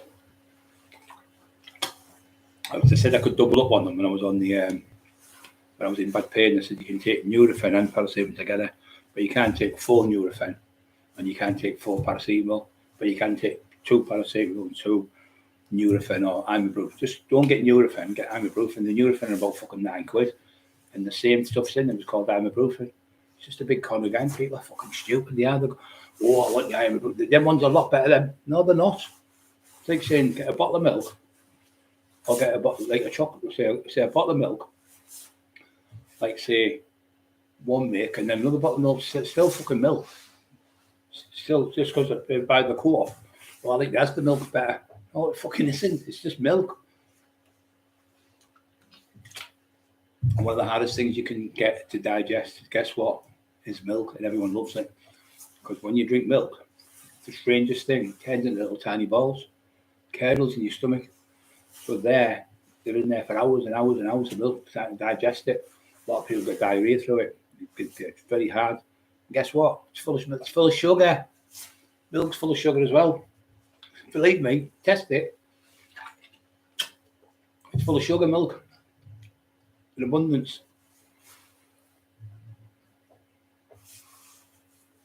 See, people just eat things they don't have a clue. You get a nice dinner. Right tonight, I'm going to have a chop, mashed potato, probably broccoli, carrots, and salmon. That's what I'll have. Or I might have, I'm that tonight. And then tomorrow I'll have like fish and yams, sweet yams. I have them in the daytime, not on the night, because obviously to keep awake for tonight. I've had to have mine late tonight because I'm having no dinner today because I've been fucking not very well today. I've been laid on the bed and trying to get this fucking hand to work for, because I trained last night. Had a great night training and I was jumping about. I was punching a metal thing on the wall for ages. And see what you're punching that metal for? There's nothing hurts my hands. You can hit my hands with anything. My hands don't hurt. There's no net. There's no things in my hands. The nerves have gone in my hands, so I can punch like fucking. I punch the wall, anything as hard as I can. And nothing hurts my hands. which is a good thing, innit? She said, what's that noise? I was going boom, boom, punching the metal. When you pull around, you've got a plate there, metal plate in the middle. I was doing that on the seating last night, innit? She went, you're fucking mental, you. I said, no, it's just, I'm just straight on like that, not straight on, my hands like that.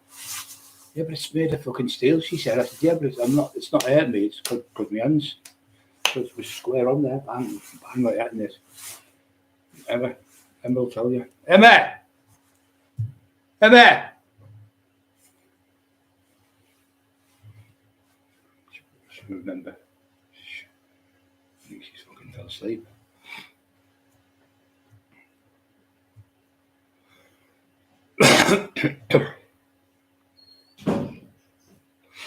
What was that punching last night and you went mad with me? A stainless steel weight machine. There you are. Pull down machine. There you are. She's in the other room. She could see. I was fucking punching from out there. Fucking come on. Like, get my anger back up so I could train harder. She said, what the fuck's that noise? I could hear it all over the fucking street. She was out the back with the dogs. The dogs were barking like magic. They thought somebody was going in the house. Steel plate it was. Dang. I make a fucking thing out of, you know, muting now because my hands don't there when I throw punches or anything. So fucking unbelievable. It's like eating. It's like being like not Superman. What do you call him? The one who eats the beetle and he becomes like a spider. It's like Spider-Man. So I've got invisible. I think I'm getting thingy powers now. Fucking mental, aren't I? That's just my nerves are fucking gone in my hands completely. Nerve damage, terrible nerve damage. Can't feel that. Peter, God bless. The real man nightmares. Are you off, Peter, son? Love you, Peter. You know that, don't you? All the world, son. A nice kid, Peter, he is.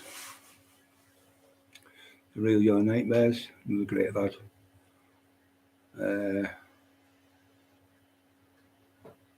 One the lonely, 1, 2, 3. Hit the like button. Yeah, fucking hell, I forgot all about the like buttons. Fucking hell, where's little Wayne at? Well, can't wait to get him back. I think he's coming back on soon. He's contacted Emma. I said, well, just come under my name, Cockerill. Wayne Cockerill, put under that, and then you'll get in. Poor little fuck, he was all upset. He was going, and he talked to Brian. And poor little fuck, I felt terrible. He said, he's been crying and everything about this. Fucking thought we'd fucked him off. No, it was just a mistake. I pushed the button because that fucking idiot was trying to clone him like he did Real Your Dreams. And because I took him off, I took Carrad off. It was just an accident.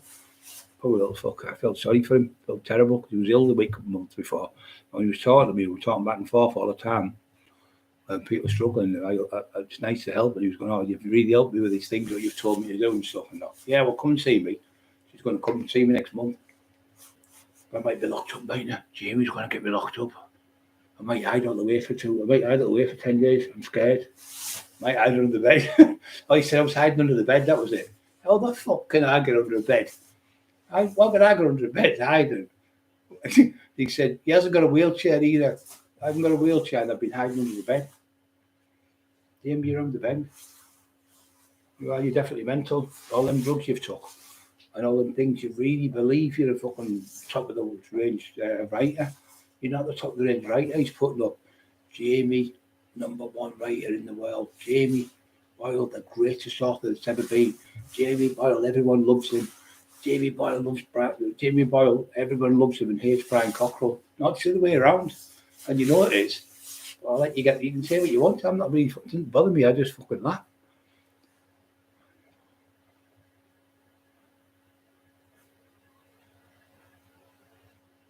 Yeah, it's all to do with the people, mate, isn't it? It's got nothing to do with the fucking coppers. When I was there, I'll tell you the truth, 2 cops come up to me when I was going for the mayor. When I'd rather you and fucking Ray Mallon be the mayor. They didn't swear. There was a policewoman and a policeman and a traffic warden come up and said, I'm going to vote for you. And there was people from every fucking way wanting to vote. There was old people in the street coming up to me. Well, you see me with McIntyre going, I'm going to vote for you. All the Groveville ones are going to vote. Every fucking Groveville, all the Winniebank lot. All the people in fucking Teesside were going to vote for all the council estates. And there's a lot more people in council estates than these like private estates where I live. Thousands, millions more. And it's there it's where your bread and butter's at with that estates, because I'm off them states, like all the Ragworth and Roseworth and Hardwick, Stockton, all them would have voted, all the Hartlepool people I know there, all the Billingham people I know, all the people in fucking, what do you call it, Thornaby and stuff, all of them would have voted. I know for a fact that I've been close to winning that, or would have won it. And I know for a fact I've done a better job, because I fucking know how the people think. And I know when somebody's getting a fair deal or not a good deal. And I wouldn't sit there and let somebody fucking struggle. I'd make sure to do the job. And I certainly would go fucking mental with police officers that never turned up at a house on fire. Not just house smashed windows. Not house smashed windows again. House smashed windows again. Fucking car fire bombed and house fire bombed. People could have been killed. The fire brigade, what are you doing? How can we get to his house before you, when you're in a 150 mile an hour vehicle and we're in a big dense vehicle with 7-8 fucking crew in it with millions of gallons of water in it? What is going on with you? Probably just stood there fucking devastated. These people have had this for 3 years. 3 years. I've put this third time I've come. Put a fire extinguisher thing in, like on the wall of the alarm, and put also a letterbox. It's the second letterbox we've had to put in the last 3 years, because we tried to put the smoke bombs through the window. Put a poor little Levi would have picked that up and have blew his fucking face off. The smoke bomb. In the describing of it, it tells you what it is. A smoke bomb. So they threw a bomb at my house. They threw a fire bomb, another bomb, which is right, and then they made another bomb in the garage, in my car, where it was all about 20 rockets tied up, and they lit a fuse and threw it in. That's a bomb. That's a homemade bomb. There's a special word for it. I can't remember what it's called. There's a special word for homemade bomb, and I looked at it, and it's under the 1818 Act. If anyone makes a bomb by making a fuse and lighting the fuse and throwing it in the street or throwing it at somebody's house, it's classed as a attempt on endangering people's lives. Now, can you imagine if it went off? The car blew the engine up and everything. It blew the car up and everything. Or the fire went in the garage and it blew the boiler up. Can you imagine the damage it would have been in this house? And we know it was you, tinfoil. We know it was you. Because the young kids are from Billingham. One's been caught near Steve Shines. The other one from Billingham fucking told everyone in Billingham. Told everyone in Billingham it was you.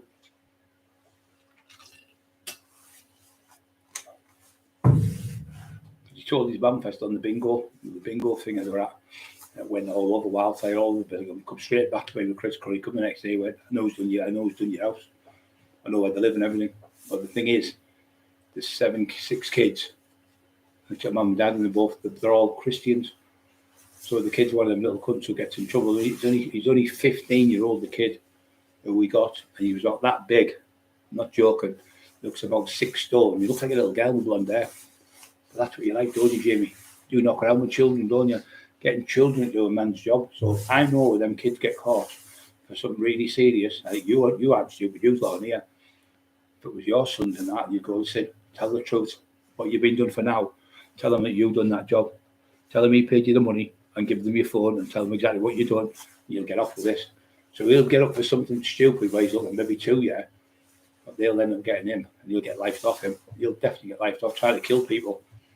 Showing firebombs on people's windows, and Shelley sat there, fucking at the irony of her, sat there, and she's trying to get somebody to bend me fucking house down. I've got the recordings off the kid. I've got the voicemail off the kid. I've even got him going to court for me. And he's fucking threatening to kill another kid in the street. I'll kill you. I'm going to come down your house with Paul Dennis in the morning. I'm going to smash your fucking face in. So nothing happens to him. But it will do when they see it, because they haven't investigated our side yet. And all the ones about me in London, 30 times you phoned Mick Sorby. No, it was you. You said, I got Mick Sorby to phone you 30 times. No, you done it. You got Paul Dennis, you said to phone me 10 times. No, it was you doing it, pretend to be him. You got all off your Warcry publishing page, you're shouting. You've done everything off your pages lately. You're a fucking idiot. You're going to get caught now, which is great for us. I'm over the moon. You can shout what you want, do what you want, but the more you do it, the more evidence for us. You've ruined your case. You can't call people something and say what they've done to you when there's an ongoing case, because you divulged the information, what the police told you not to divulge. They told you when you were put in Newcastle, I'm not allowed to say anything about the case because it's detrimental and I'll get in trouble. You would have said, so I'm going to not say that. I'm just going to keep your head down. But you came back on, Jamie, because you're off your head on drugs, because you love yourself, you love to hear your own voice. You came on 17 times in 1.5 days, and then you come on another 10 times. So you're 27 times you come on, with 27 times you come on saying, this is the last time I'm coming on. If I don't come on again, if I come on again, I'll never go on YouTube again. You've said that about 400 times, and you always come back on because you're divvy. So you try to make people believe. You think, he said he's not going to come on. It must be true, this. But we all know you're an idiot. It's not true. It's not true at all. My solicitor would have to be told first if I'm getting arrested. And I'll enjoy going to court and tearing you down. Limb from limb, you'll get torn down. Every day you get up and you think, I'm good, Shirley, I'm going to jail. Shirley, what are we going to do? We're going to go to jail now. You said you did to save me, Shirley. It's all your fault. You start grassing his wife up. Because that's what grassers do. It wasn't me, it was Shirley made me do it. Get boots, generic, homemade, half price. What's that he's asking for? The real. Oh, my fucking shoulder's killing me. It's because I was back last night, this. You scared, Brian. You scared, Brian. That'd be the day. You're right, mate. I fucking never been scared of anyone in my life. Apart when I was a little kid, when I was only fucking 6, 7, when he used to bully me. I got out with that when I was 11, and my first fight. He said, tell me a name. You thought, well, Lee Duffy, Allo, Dave Garside, off the British heavyweight title. Allo was the one who had the fight with Lee. I had the fight with Allo. I had the fight with, I took the best fight in Gisborough. Dave Williams, the best fight in Redcar. The best 2 fighters in Billingham. 4, 5, 6, 7, 8. The best fighters in Stockton. Knocked every one of them out. Best fighters in certain places. I can't mention the name of them because I'm top travelling fighter from Bishop Auckland, top fighter from Narrabee, and I was only 21-year-old. So there's more than one, Jamie. You tell me one you fought. You mug. Absolute mug. You've never fought no one. You've never fought no one. You're a divvy. And all the top fighters have taxed all the people as well over the years. You couldn't do my job.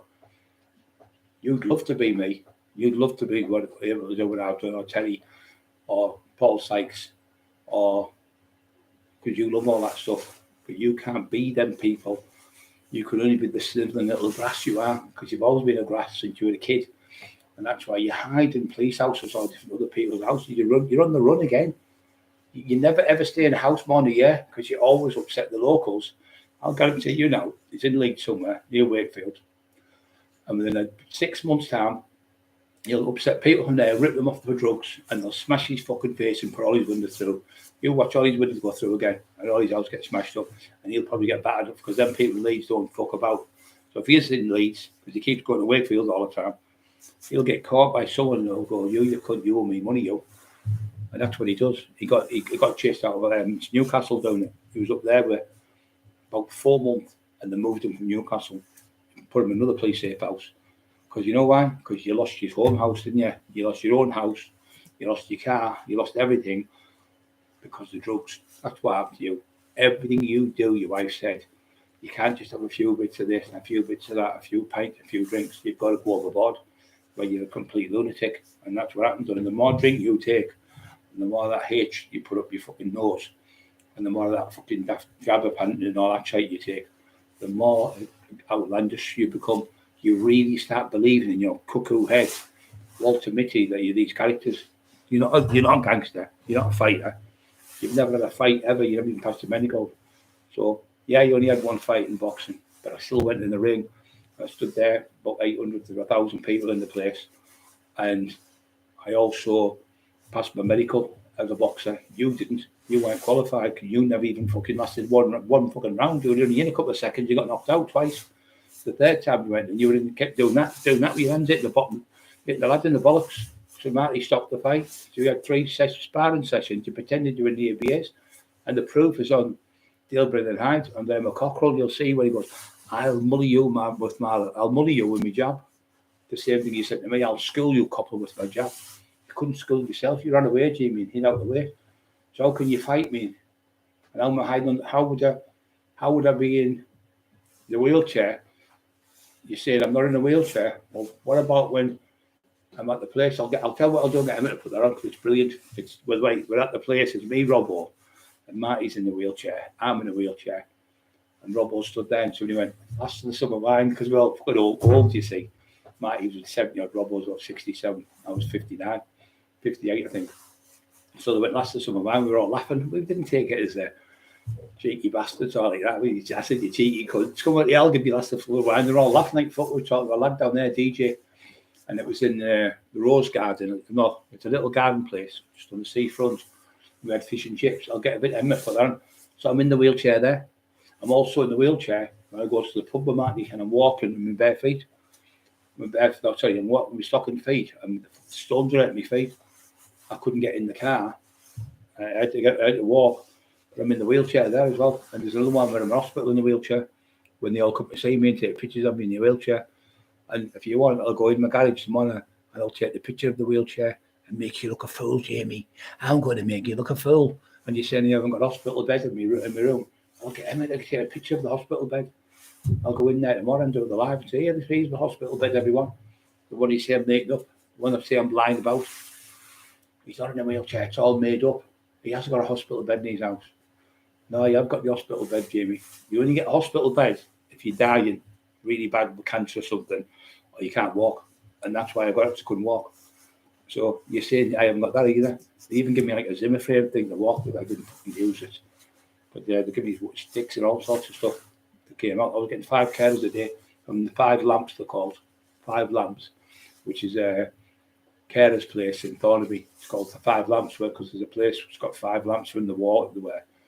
It's like near the as you're coming into Thornaby on the left, there's a pub there. I think it's called now.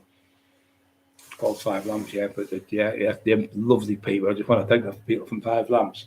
If you're watching tonight, I mean, I must thank you both for all you who helped us. Because I tell you what, without you guys, I would have never got through it. They were shaving me, washing me, cleaning me, brushing my teeth for me. Fucking amazing, absolutely brilliant people. Lovely. And a couple of girls I became best friends with.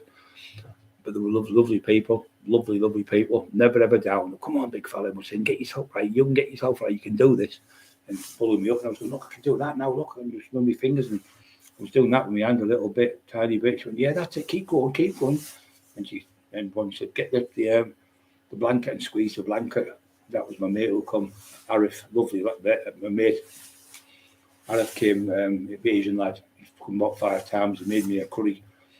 He said, yeah, I've got the same injuries, big fella. Get on there, brother. And give me a cuddle and all that. I said, you can do it.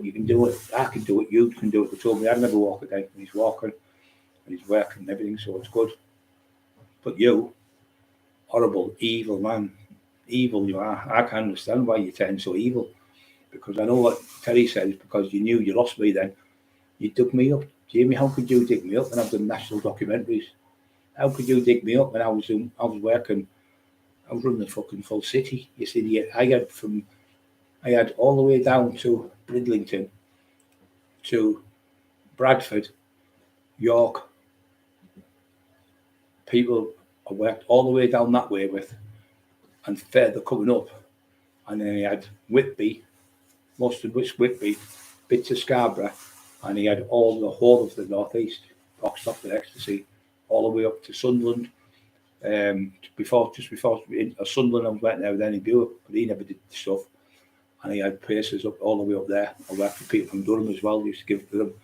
And he had like an empire all the way across up the north, all the way to the northeast of England. And that's why I had the national drugs going on to me. I had the nationals, I had the drugs going on to me. I had the national, what was it called? Fucking police, regional police and national police onto me. And I also had massive teams onto me where they're watching me, called me Operation Gorilla, they called it. And they were that bad following me. They were following me with gliders from Stockton to Leeds, because I was supposed to be working in Leeds. I was working with people from Leeds, Rudy and them. See, I know a lot of people in Leeds, a lot of naughty fucking black lads, fucking naughty black lads. Good to know, isn't it? Really good to know people in Leeds. Very good to know. Yeah, I worked on John DePledge, another lad.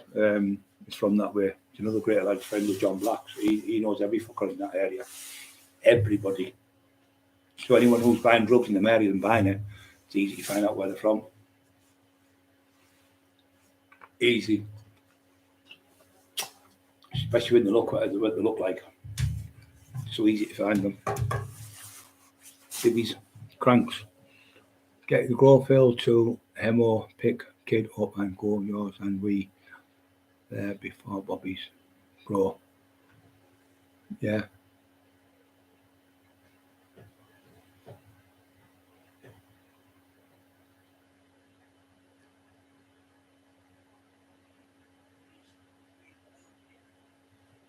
Oh yeah, you're right, mate. Yeah, you're right. I've just realised I thought you meant Al Bobby then. Yeah, I know what you mean. Fucking arsewife, mate. He got here from all the way from where he was at before the police, and he'd had to go to Groville, had to go from Groville to Hemo, Hemington, and then go and pick up yours, and we still pick up a kid, pick a kid up, and then yours, and we still got there before the Bobbies, bro. Yeah, there you are, scumbags. They didn't want to get here. Didn't want to get here, mate. The fucking shit houses.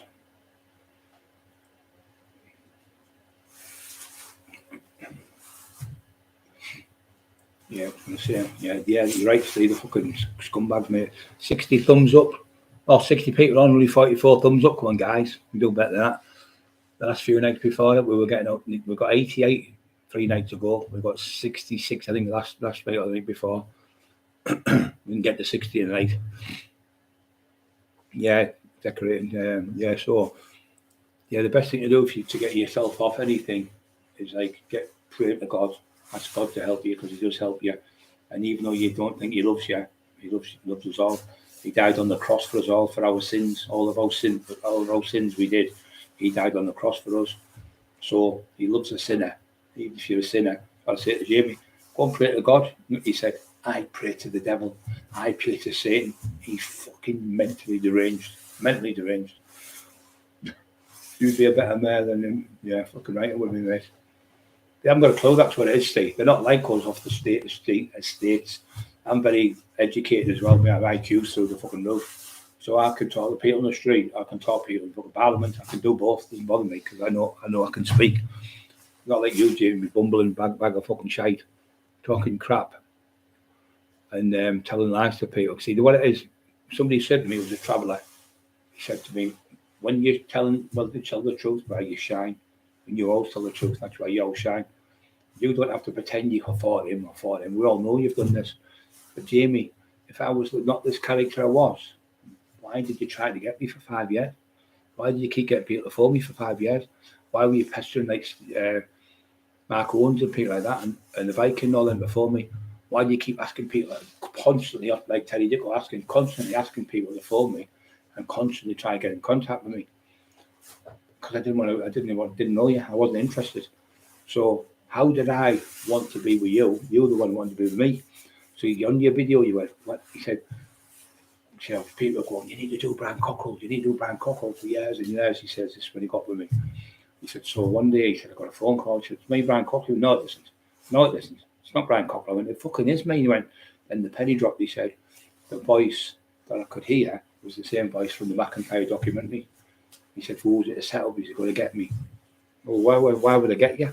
Because you've been fucking shit staring then as well, haven't you? You've been using my name to threaten the travellers from Northallerton. You live at Northallerton. They smashed your fucking windows and chased you out because you owed them over £500 with the coke and about £100 with the tablets. You got chased out of there. So I think he got his windows smashed in in Stokesley, because one of the lads in that area sold the blood blue tablets. And he told one of the neighbours, he said, oh, he owes me about 300 odd quid. So he's asking for the money and you haven't given the money. So I think they've put your windows still and you've tried to blame me, Jamie. You've just used me as a fucking, like you do everyone. So there's no proof. There's nothing of me running down the street, like Shirley said. So why did the police not come to my house and even speak to me about it?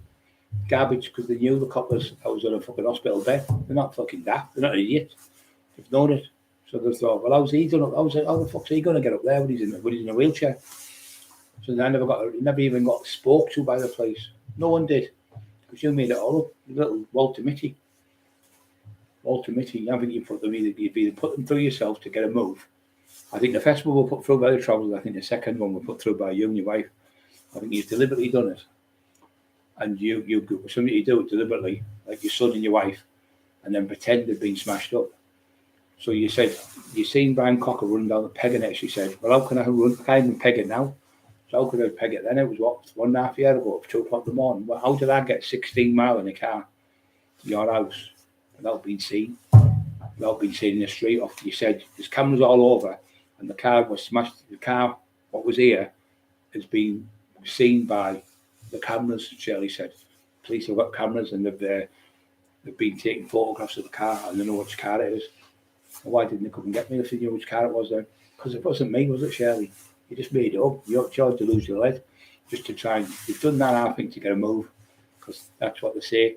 Dennis Power, where you worked with, we used to do training with, he kicked you out of the gym, and you cloned his phone, didn't you? You borrowed his phone, cloned it, and you started texting because he threw you out the gym, and I borrowed a phone, he said.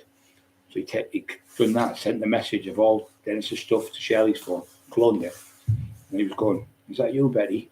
I don't know the right name, so, is that you, Betty? It's me, Dennis. I fancy you, for years. You fancy going on a date, don't tell Tom. And he goes, hello, Margaret, is that you? It's me, Dennis. Do you fancy a date? I really fancy you. I didn't dare tell you. What, do you fancy going out for a meal? So you text so many people go out with Dennis. Dennis said, you fucking cloned his phone and done that. You fucking low life to a beautiful man like that, who's done that wrong, but all he's done is I've trained. But he was trying to tell Dennis how to train fucking boxers. He's got world-class boxers in his stable, fucking brilliant fighters. So he banned him out of the gym. So because he banned him out of the gym, that was his vendetta. So he fucking started doing that. Going here, but it wasn't phone, it was texting. So they were phoning Dennis in. Hey, what are you doing? Phoning my fucking wife up. Or texting my wife. What are you on about? I haven't texted your wife. What are you doing? You fucking asking for dates for fucking Betty or whatever. And the other one, what you doing? You're asking for anyway. He said, hey, your son, come down here to his son. I don't know his son. His son come down. He said, have you given anyone your phone, Dad, Row? I said, yeah, that Jamie Boyle. He said, he's fucking cloned your phone, or he's stole all your numbers on your phone. He said, what a fucking scumbag. And his son said, I'm going to smash his fucking head. And Dennis went, no, don't. He'll get you locked up. So they knew it was him. Dirty bastard. So Dennis said, I can see a move very soon coming on. This was with Dennis. He went, I can see a move coming on Jamie Boyle very soon. What he does, he goes to a certain area, whatever he goes in, he upsets the locals, and within 6 months to 6 months to a year, he moves on again. He just moves on again. So what he does, he leeches off them all, borrows money off them, gets gear off them, rips them, all the people. It's all those little villages he goes to, and then he rips them off, and then he phones the police and says, oh, look at my house, smash my windows, gets his windows smashed, and then fucking gets moved on to the police safe house with all new furniture again, all the new stuff. And there's people out there like, living on the streets with fuck all, and scum like him are getting moved. He's had 10 moves in 12 years. There'll be another one soon when the people at least find you, because that's what people do. Oh, next bad. Everyone okay tonight? Real fighter, Brian, yeah.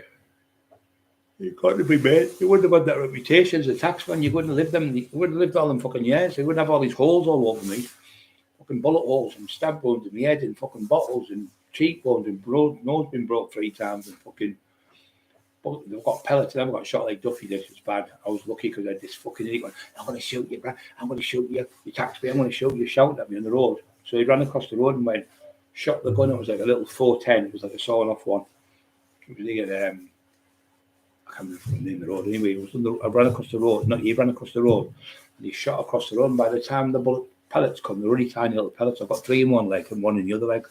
They're only like little tiny pellets, but you would shoot pigeons with, right? Because if you big pellets, you'd blow the pigeon to pieces. So instead of shooting me close up, he'd probably blow my leg off. But he ran across the road, and then he had another one from Groveville.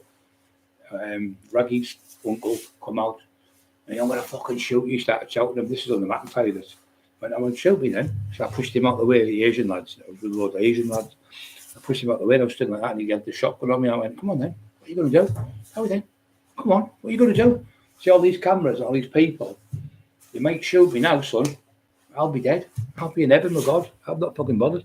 So do your worst. Come on, big man. Pull the trigger. You better fucking not miss. I said, you can't be sitting where you're only about 3 inches away from me. You turn and run like fuck shit yourself. It's from Grove Hill. Anyway, I went to Grove Hill. I went to see Peter, what they call Peter was in Grove Hill. Peter should do the gear. Can't be his fucking name now. Steve, what's Peter's name in Grove Hill? Peter Caswell. Peter Caswell got a massive payout. We went to see him. We're having a bit of gear. And the kid come and went, you remember me, Brian? I went, no.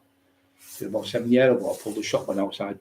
You cheeky little cunt. I went, you went, oh, you're looking at me? I said, no. He said, I fucking shit myself. He said, everyone else will do that too. They just put their hand or run like fuck or shit themselves.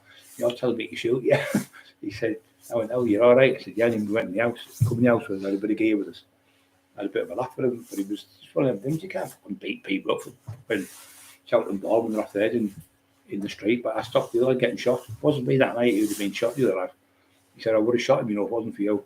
It doesn't bother me. Fucking hell, if you get killed, you're dead, aren't you? You don't think about it. Why fucking run? I always say this, run from a knife and charge a gun, because you can't outrun a bullet. So you might as well charge it. And charge at the cunts, and then they shit themselves, lines out, pretend they just drop the gun or run off. But with a knife, you can fucking stab you, can't you? Time and time again. With a gun, like they say, they'll pull the trigger once and that'll be it. Grove Hill to Hemo, yeah. Lazy gets carried. We're back. He's changing room from the ring. Yeah, he's a fucking idiot. He's never been in a fight. I mean, he got battered by a lad from 4 times in a pub. He hit 4 shots. Started calling his wife. She said, you shall call my wife, you daft little country. I went, I'm not scared of you. The lad's only a lightweight, very light, I think about 8 stone. She went, bang, bang, bang, bang, 4 shots, caught him, bust all his fucking mouth, all his nose, all his eye. So when he was on the bus, the bus driver from Newcastle went, just had Jamie Boyle on the bus. He said, it looks like he's got a proper good eye. Then all his face is cut, all his nose is cut, all his eyes bust. Looks like he's got a black eye. And I found the next day he was shouting his mouth off in the pub, and he went to the police on him. But all the people who went to the pub said he started it. He tried to have a fight. But when he done this, the coward, he fell and went on the floor, pretending he was knocked out. So when they were on the floor, they grabbed the lad, and as they grabbed the lad, he jumped up and ran out the fucking door. What a fucking coward! Pretended. Sounds like Paul Sykes. Coward ran out the door, so everyone knows you're the coward, tinfoil. Everyone knows you're the shitbag coward. Coward you are. When Steve Shannon was here, Bobby was here, Terry was here, Big Peter Robbo was here. When your little gang come, the seniors, and you ran away. Your little gang ran away because they shit themselves because they had a bit of backup. You haven't got backup. You had to pay them kids. You paid them £500 to smash the windows. It cost you. They said £2,500 it cost you. For the 4 attacks, I think 3. I think it was for 4 or 5 attacks. Cost them. They paid you £2,000. What a daft cunt! I got the windows back. I've got the windows. I've already got the windows. It cost me nothing. The lad's got them in the garage for me. He's putting them up next week. It cost me nothing for the windows, and it's costing nothing to put them put in. So you cost £2,000 to put the windows in, and the car, it got a few bits of burn on the back seat. But it's an old car anyway. So the damage you done was fuck all. Nothing you crown. You were moved out of your house, physically moved out of the house by the police because you got moved anyway, because you got your house repossessed. You got it took off you divvy because you never paid for your mortgage. And you told her, Cockerill's on his ass, he's got no money. He's going to be out of his house at Christmas. Well, Christmas, let me think. Was that December? What is it now? March. Yeah, it's March. Coming up, it's March, nearly April. So why am I still in the same house then? If I moved my house in December, still in the same house. You're just a fucking idiot. Fucking old mate. You'd have to drag him to the ring to have a fight. He wouldn't get in the ring with anyone. You'd have to fucking bring that lad with the shotgun to get him in the fucking ring. He wouldn't get in the ring. He's a fucking coward.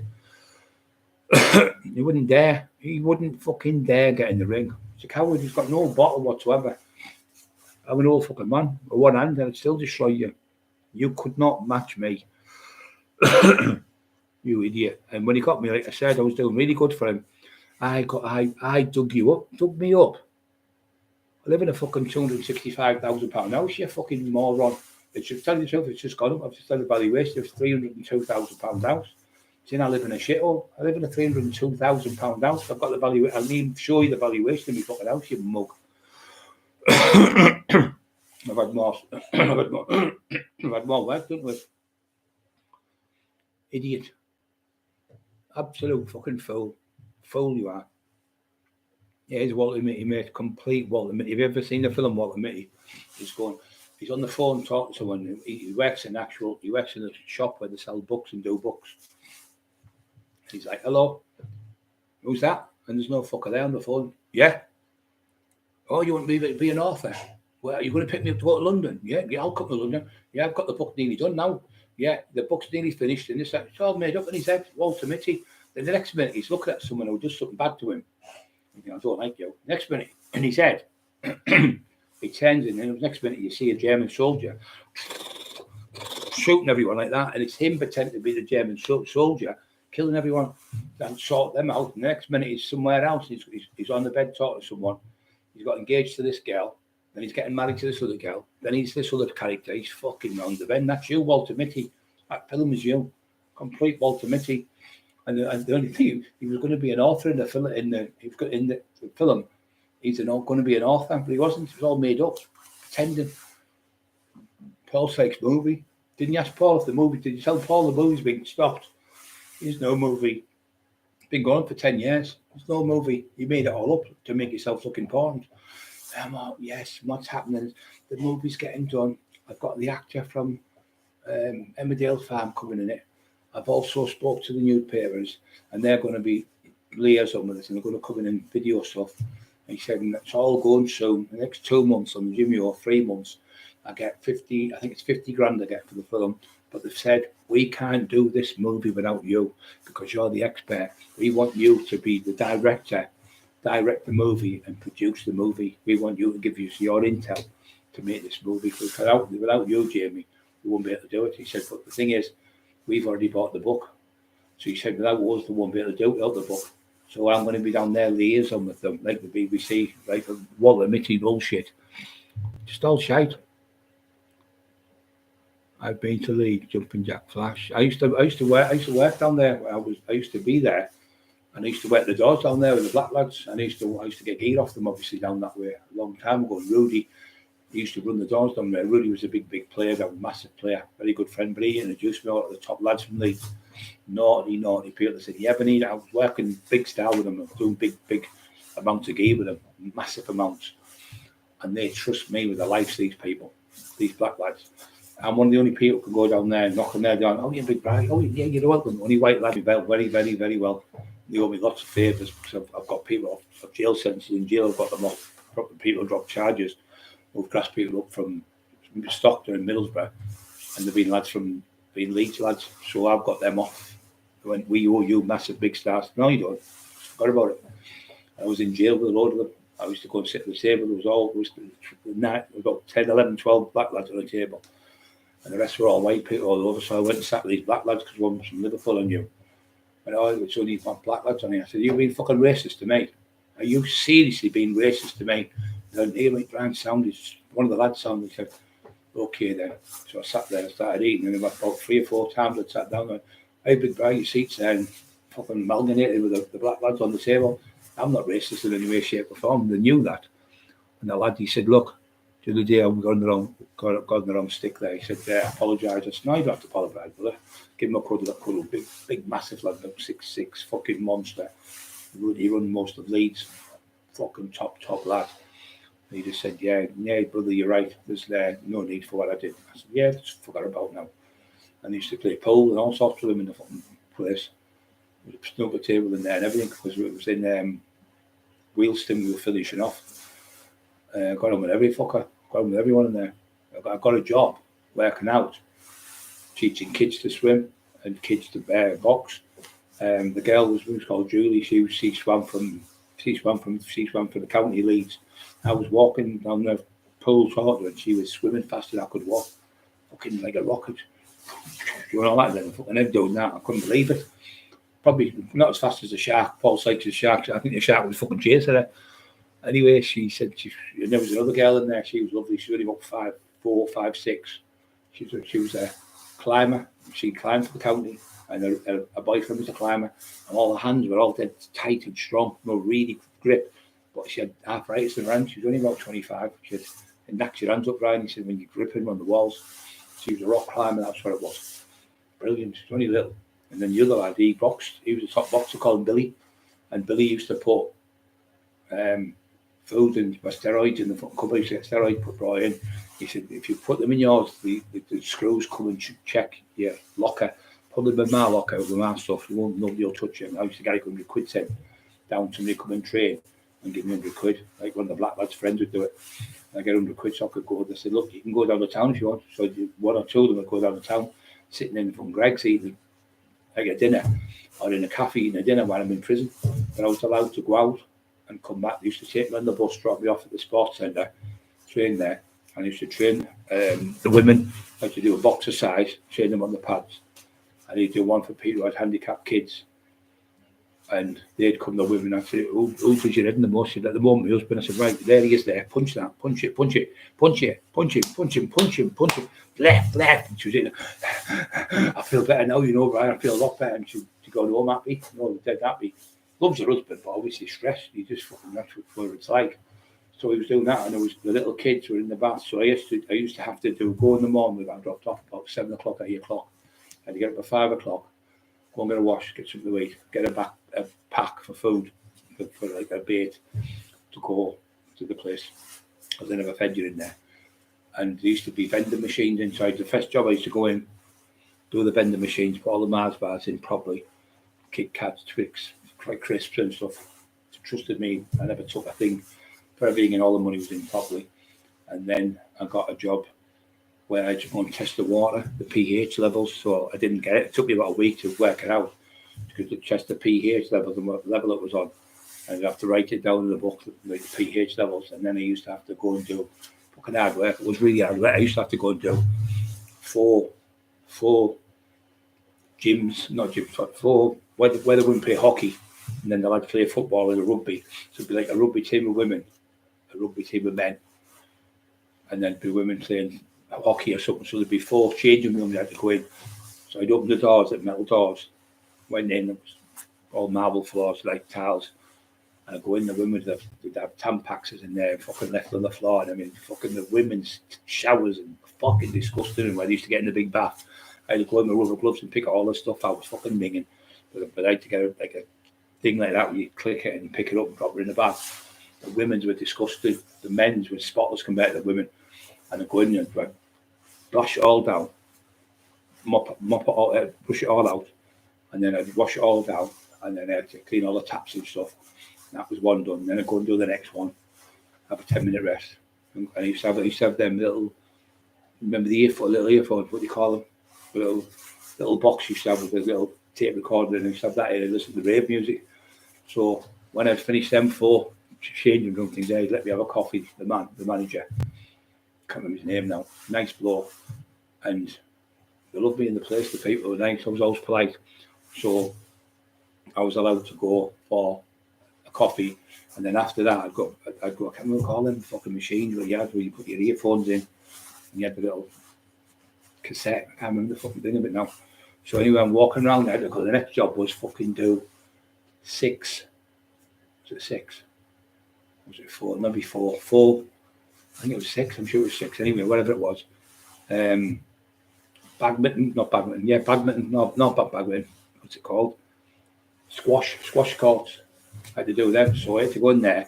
It was easy. Just pushed them round. Could put it in the bucket and the dust and everything. And then I would have to mop it and then take it out. And the hardware was the big big machine that was fucking like that all over, fucking like a lunatic, trying to buff the floors up. I had one of them, I'd do them, so I'd have these in for years. And I'd be doing that, listening to the old rave music, walk around, but I thought it was better than being in jail. So after that, I'd do 6 of them, it'd be probably about 12 o'clock. So it was dinner time. I went, right, you can go down to town. He went, what, I'm going to leave here. He went, well, if anyone comes, we'll cover you and just say you're out with such and such, Julie or someone, or he's had to do a job with such and such. go and have a walk through the town. I was like, that fucking hell, I'm out. I've been in for like a couple of years in jail.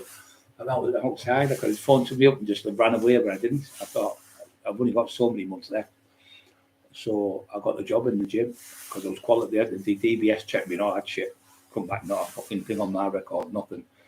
So I got the job there. So I was there about 6 months. Worked in there, maybe a little bit less, about 5 months. I think I worked there.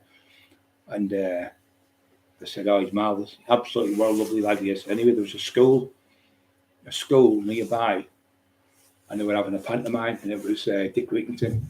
So they wanted just to go and help the school to help put the props up and stuff. There was like big piece of wood and stuff like that. So there were the kids. It was in the hall where the kids do the assembly, and we had to help. There was a lad called, can't be fucking name, black lad, Mac Mustache, from Leeds. Cameron, that was his name, Cameron. So me and Cameron went there. So we went in, and he was the people who had it. They had a bar in there. They had a bar, and he was doing it in the place where the bar was. And they were coming over and giving us drinks. It wasn't one where you did that type of bar. It was just like drinks in the machines, cold ones. And I was getting Guinness off them, and he was getting lager or something. And we came home back to the prison, fucking pissed, both of us. And anyway, they knew we would had a drink, but they weren't bothered. Anyway, the people said, "Oh, marvellous." So we were getting us a drink because all the work we'd done, the people there. So these were actors, like they went all over the country acting, these people, and thanked us for it. And the kids loved the Dick Whittington. I think it was Dick Whittington, I think it was. So it was good being in there, helping people. Yeah, so I was in there for, like I say, about 4 or 5 months. Anyway, I met another lad who knew Billy. Billy used to go up the mountains, right, in the middle of Scotland on his own. And the other one was called John. He used to call him John Boy. And he was a fucking another one. He fought for the county as an ABA champion. And Billy was an ABA champion. Both of them were like only lightweights. He said, "Oh, John Boy," he said, "I've tried everything to beat him." He said, "He's fucking brilliant." He said, "Really good to me." And John Boy used to box on the bag.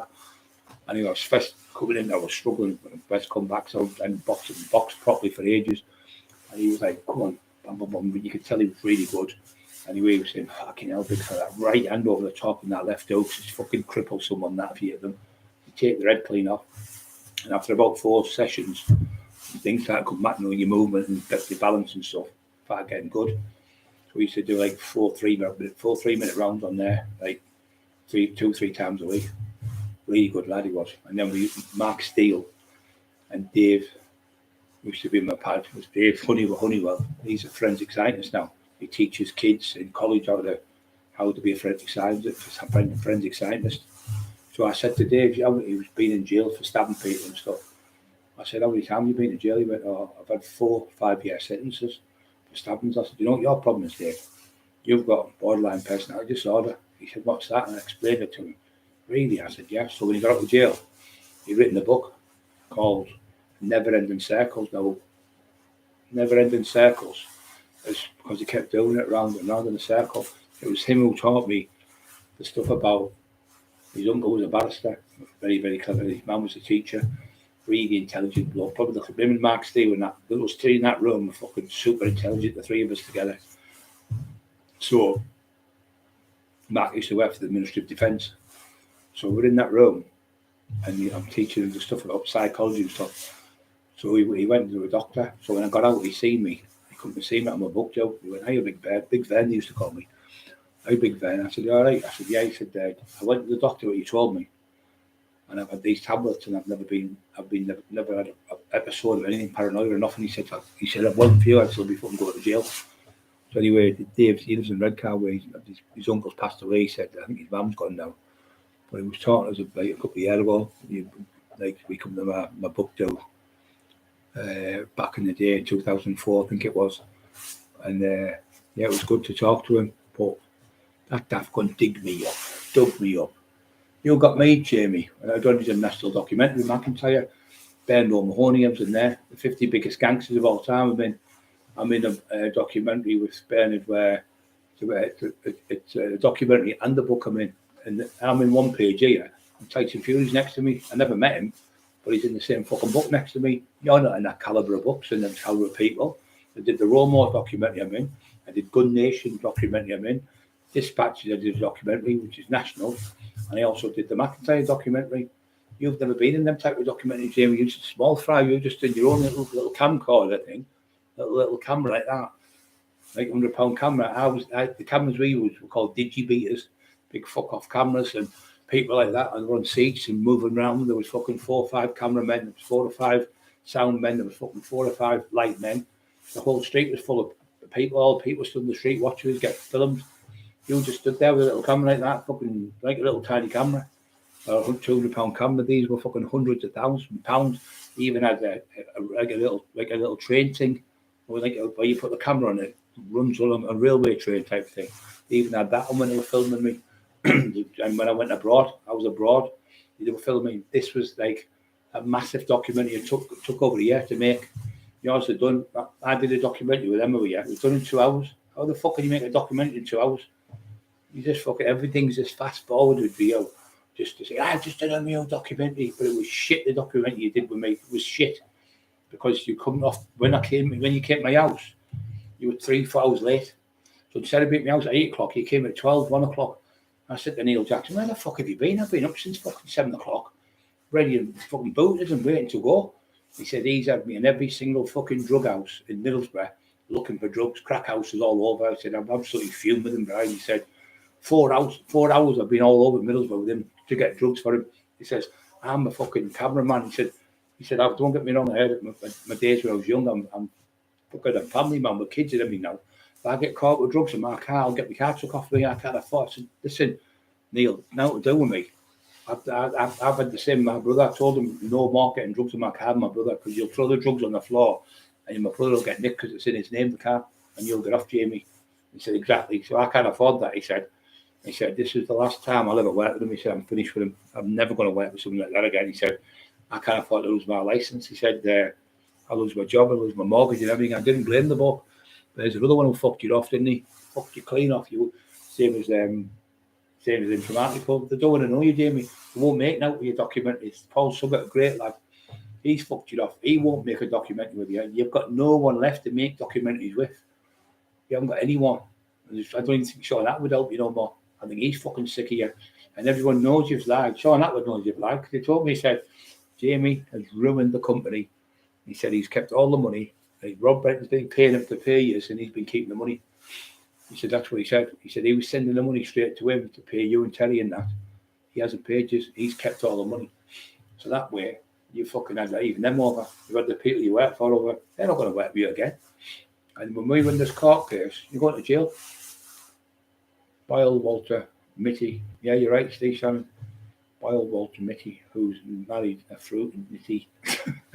And he fucking stinks of shitty. We know where he puts his little ditty. We never know exactly where you put your little ditty, you little pervert. Yeah, fucking class. The thing is, he's been doing this for years. How nice is it? It's like the bullies now are getting bullied, aren't they? Bullies don't like getting bullied. And that's what I love doing, bullying bullies. You were a fucking bully. You and your wife have been using them computers. She's been using the Sitting Advice Bureau, which is against the law of under the Data Protection Act it is. She's been finding people's addresses for you to go and bully them and find where people live so you can fucking send them stuff. And you've been doing that with her for years. She's seriously going to get fucking jail there. She will go to jail. She'll shite her fucking pants when they come for her. She will cack her pants and she will blow you up out of the water because she can't do it in jail. She's in the paper. Everything's going to come out. All the fucking fraud with the Inland Revenue and the HMC Customs working for the Sitting Advice Bureau while claiming dole. £15,000, Shirley, you claimed, you and Jamie. 12 grand was put in your bank, Shirley, and 3 was put in Jamie's. That was £15,000 you had them over for. And I went there as a Mackenzie friend and represented you. 2019 with Bobby. Bobby dropped me off outside. They came from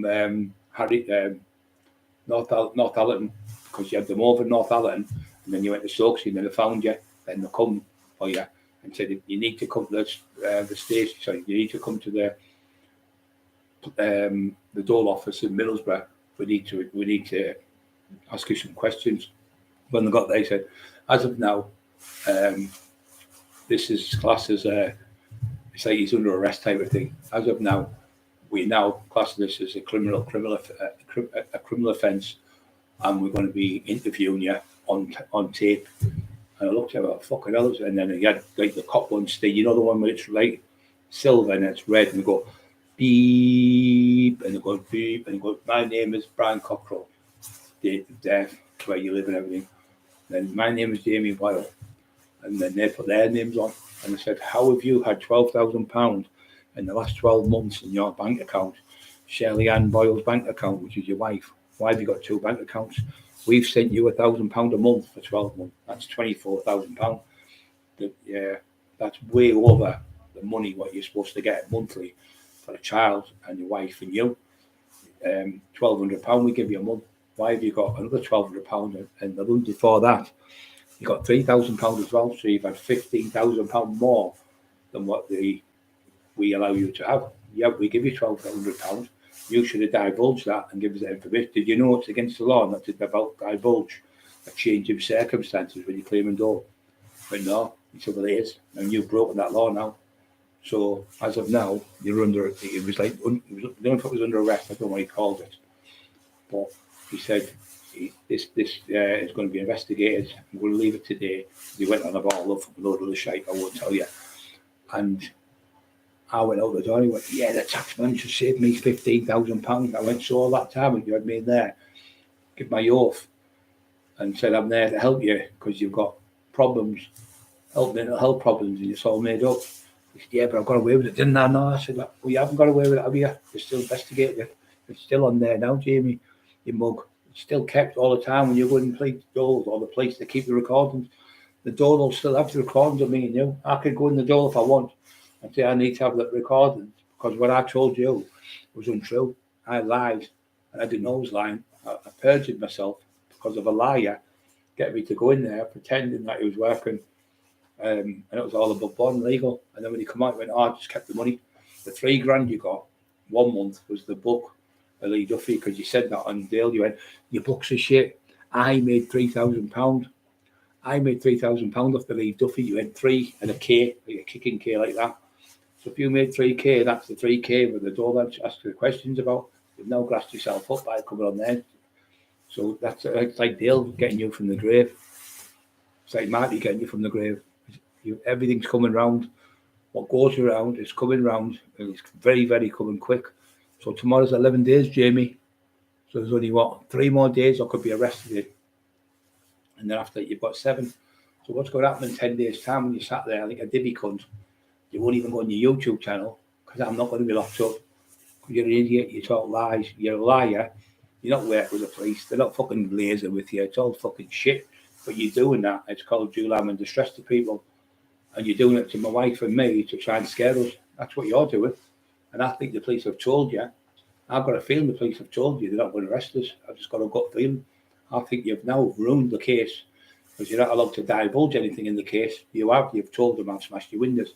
Brian Cockerill smashed my windows twice. But I know I never smashed them. And the police know I never smashed them. So you're telling the public that. So somebody from the public will go, oh, I've seen the post where Jamie said that Brian Cockerill smashed the windows. And somebody could be on the jury and say, hey, ma'am, do you know that man? I've seen him. He really did smash them windows, because people talk. And the next minute I'm getting jailed for something I never done. So I can't get a fair trial now because you've divulged all the things I'm supposed to have done to you and your wife. You fucking idiot. You're not allowed. Why did the police put you in a safe house and say, look, keep your head down, don't go on the internet, don't say nothing? That's what you said the first time you came out. I'm not allowed to divulge anything. You've divulged everything. You've ruined your case. There was never going to be a case. But I hope I get charged because I'm going to go to court with all the evidence Evan's got. It's great. It's great for me. It's great for you because you're going to get a section. It's great for you because they're going to section you and you're going to get help by the Lord Jesus Christ. You're going to get injected up. You get line-gackled up. They'll fry your head with a fucking, with what you call it, zap you, and then they'll get you back to normal. And then you'll come out boiled, fried. You'll be in there going, Jerry, the lad who murdered a woman, I'm doing the book tomorrow. I'm only doing the, do you know the psychiatrist looking after me? I'm doing his book. He's going to let me do it. Oh, his wife's coming in. She's a school teacher. I'm doing a book on her. You're round the bend. You are mentally deranged. You've turned yourself into a complete maniac and you're mental to the great British public and the public right around the world. So I'm going to go now, guys. It's 2.5 hours. Fucking hell, 652 thumbs up. Never made me 60. And don't forget the ones who's on now with the 56 people. Don't forget to push the like button before you go, please. So this man, he's telling me I'm getting arrested in the next 2 weeks. If you don't get arrested in the next, it's not 10 days, I think it is. About 10 days, I think it is.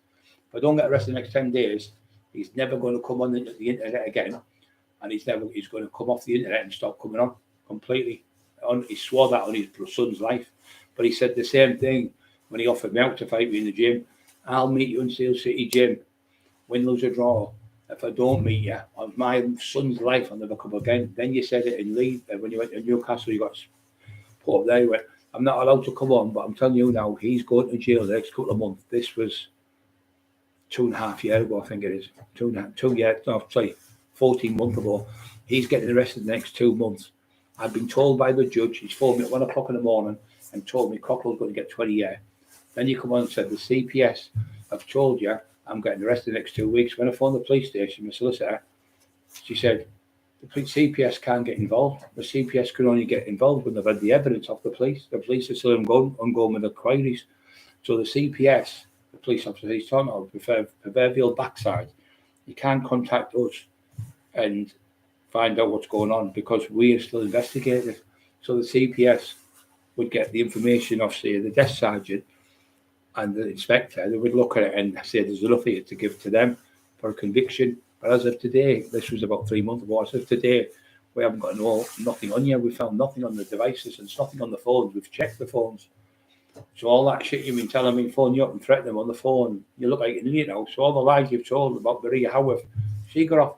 All the lies you told about Steve Sharon, he got off. All the lies you told about Steve Mack, he got off. All the lies you told about Maria was disgusting. She's off with it. All the lies you told about Carl Walker, they've got off with it. So everyone's got off with it. Everyone keeps getting off because you can't stop making lies up, Jamie. If you tell the truth, it wouldn't be so bad. But you tell lies all the time. You're never going to keep getting away with it because it's called wasting police time and perjury, and it's also called perverting the course of justice. If you're lying in a court of law, you'll get charged with contempt of court because it's a perjury what you've done. And also, if your wife's lying, it's conspiracy because there's 2 years together. So both these could be charged for conspiracy to pervert the course of justice in a courtroom. And that's what you'll go to jail for, the both of you. It's a massive jail sentence.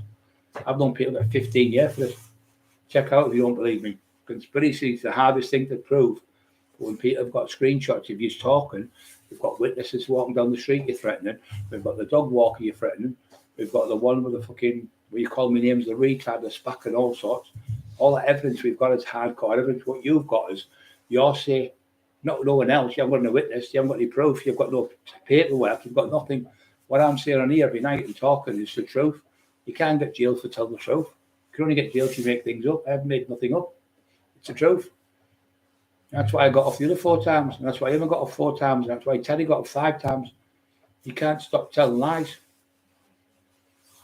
Only you and the whole world tell the truth and everyone's a liar. Well, that's a sign of insanity. A pure sign of insanity. I suggest you go and get help and stop going to Paul Sykes' grave and pretend you know him. You never met him. I taxed the silly cunt twice. And yet Dennis, I think you never met him either. Hello, Dennis, I haven't seen you for a long time. You never even met him. So how could you not see him for a long time and you've never met him? That's called insanity. So now you're talking, it's the ghost from Paul Sykes in his grave now. Why? I thought he was living at your house. So if he's not at your house, has he not come along, moved in with you? You shoot, what you don't get done by the door, because if you've got someone in your house, right, you never a ghost, right, he's taking one of them bedrooms up. So therefore, you're going to have to pay more council tax. So if it goes to Paul Sykes, needs to start paying bedroom tax. And so does if there's a shark in there, he's going to have to pay. So you're going to have to watch what you're saying, Jamie, because you keep getting trapped up. You keep getting druggied up, and then you talk shit, and then you go hiding like you've done again. Today you've gone hiding. You're hiding out the way like a little girl. I'm still in my same house. I'm still here. I'm waiting. Still waiting for you. Still waiting for you to beat me up. Rich T. Biscuit. Sorry I never mentioned you earlier on. Rock, you're a legend. Stick, see what boxing is. Putting stick on, see what boxing is on tonight. Right, guys, I'm going to shoot. thank you so much, Freedom, and everyone who's been on here. Steve act a lot. Everyone, yeah, it's been great. Thank you so much, everyone. Thank you all the people out there who've been supporting me and my wife. 53 on, 53 thumbs up. Isn't that amazing? Isn't that amazing? Unbelievable. So yeah, we'll be back on tomorrow. Same type of thing. Just talk about the things in the day. I will talk about old TV programs and stuff tomorrow if you want. Talk about whatever you want to talk about. So thank you so much, my beautiful family, and God love you all. We love you anyway.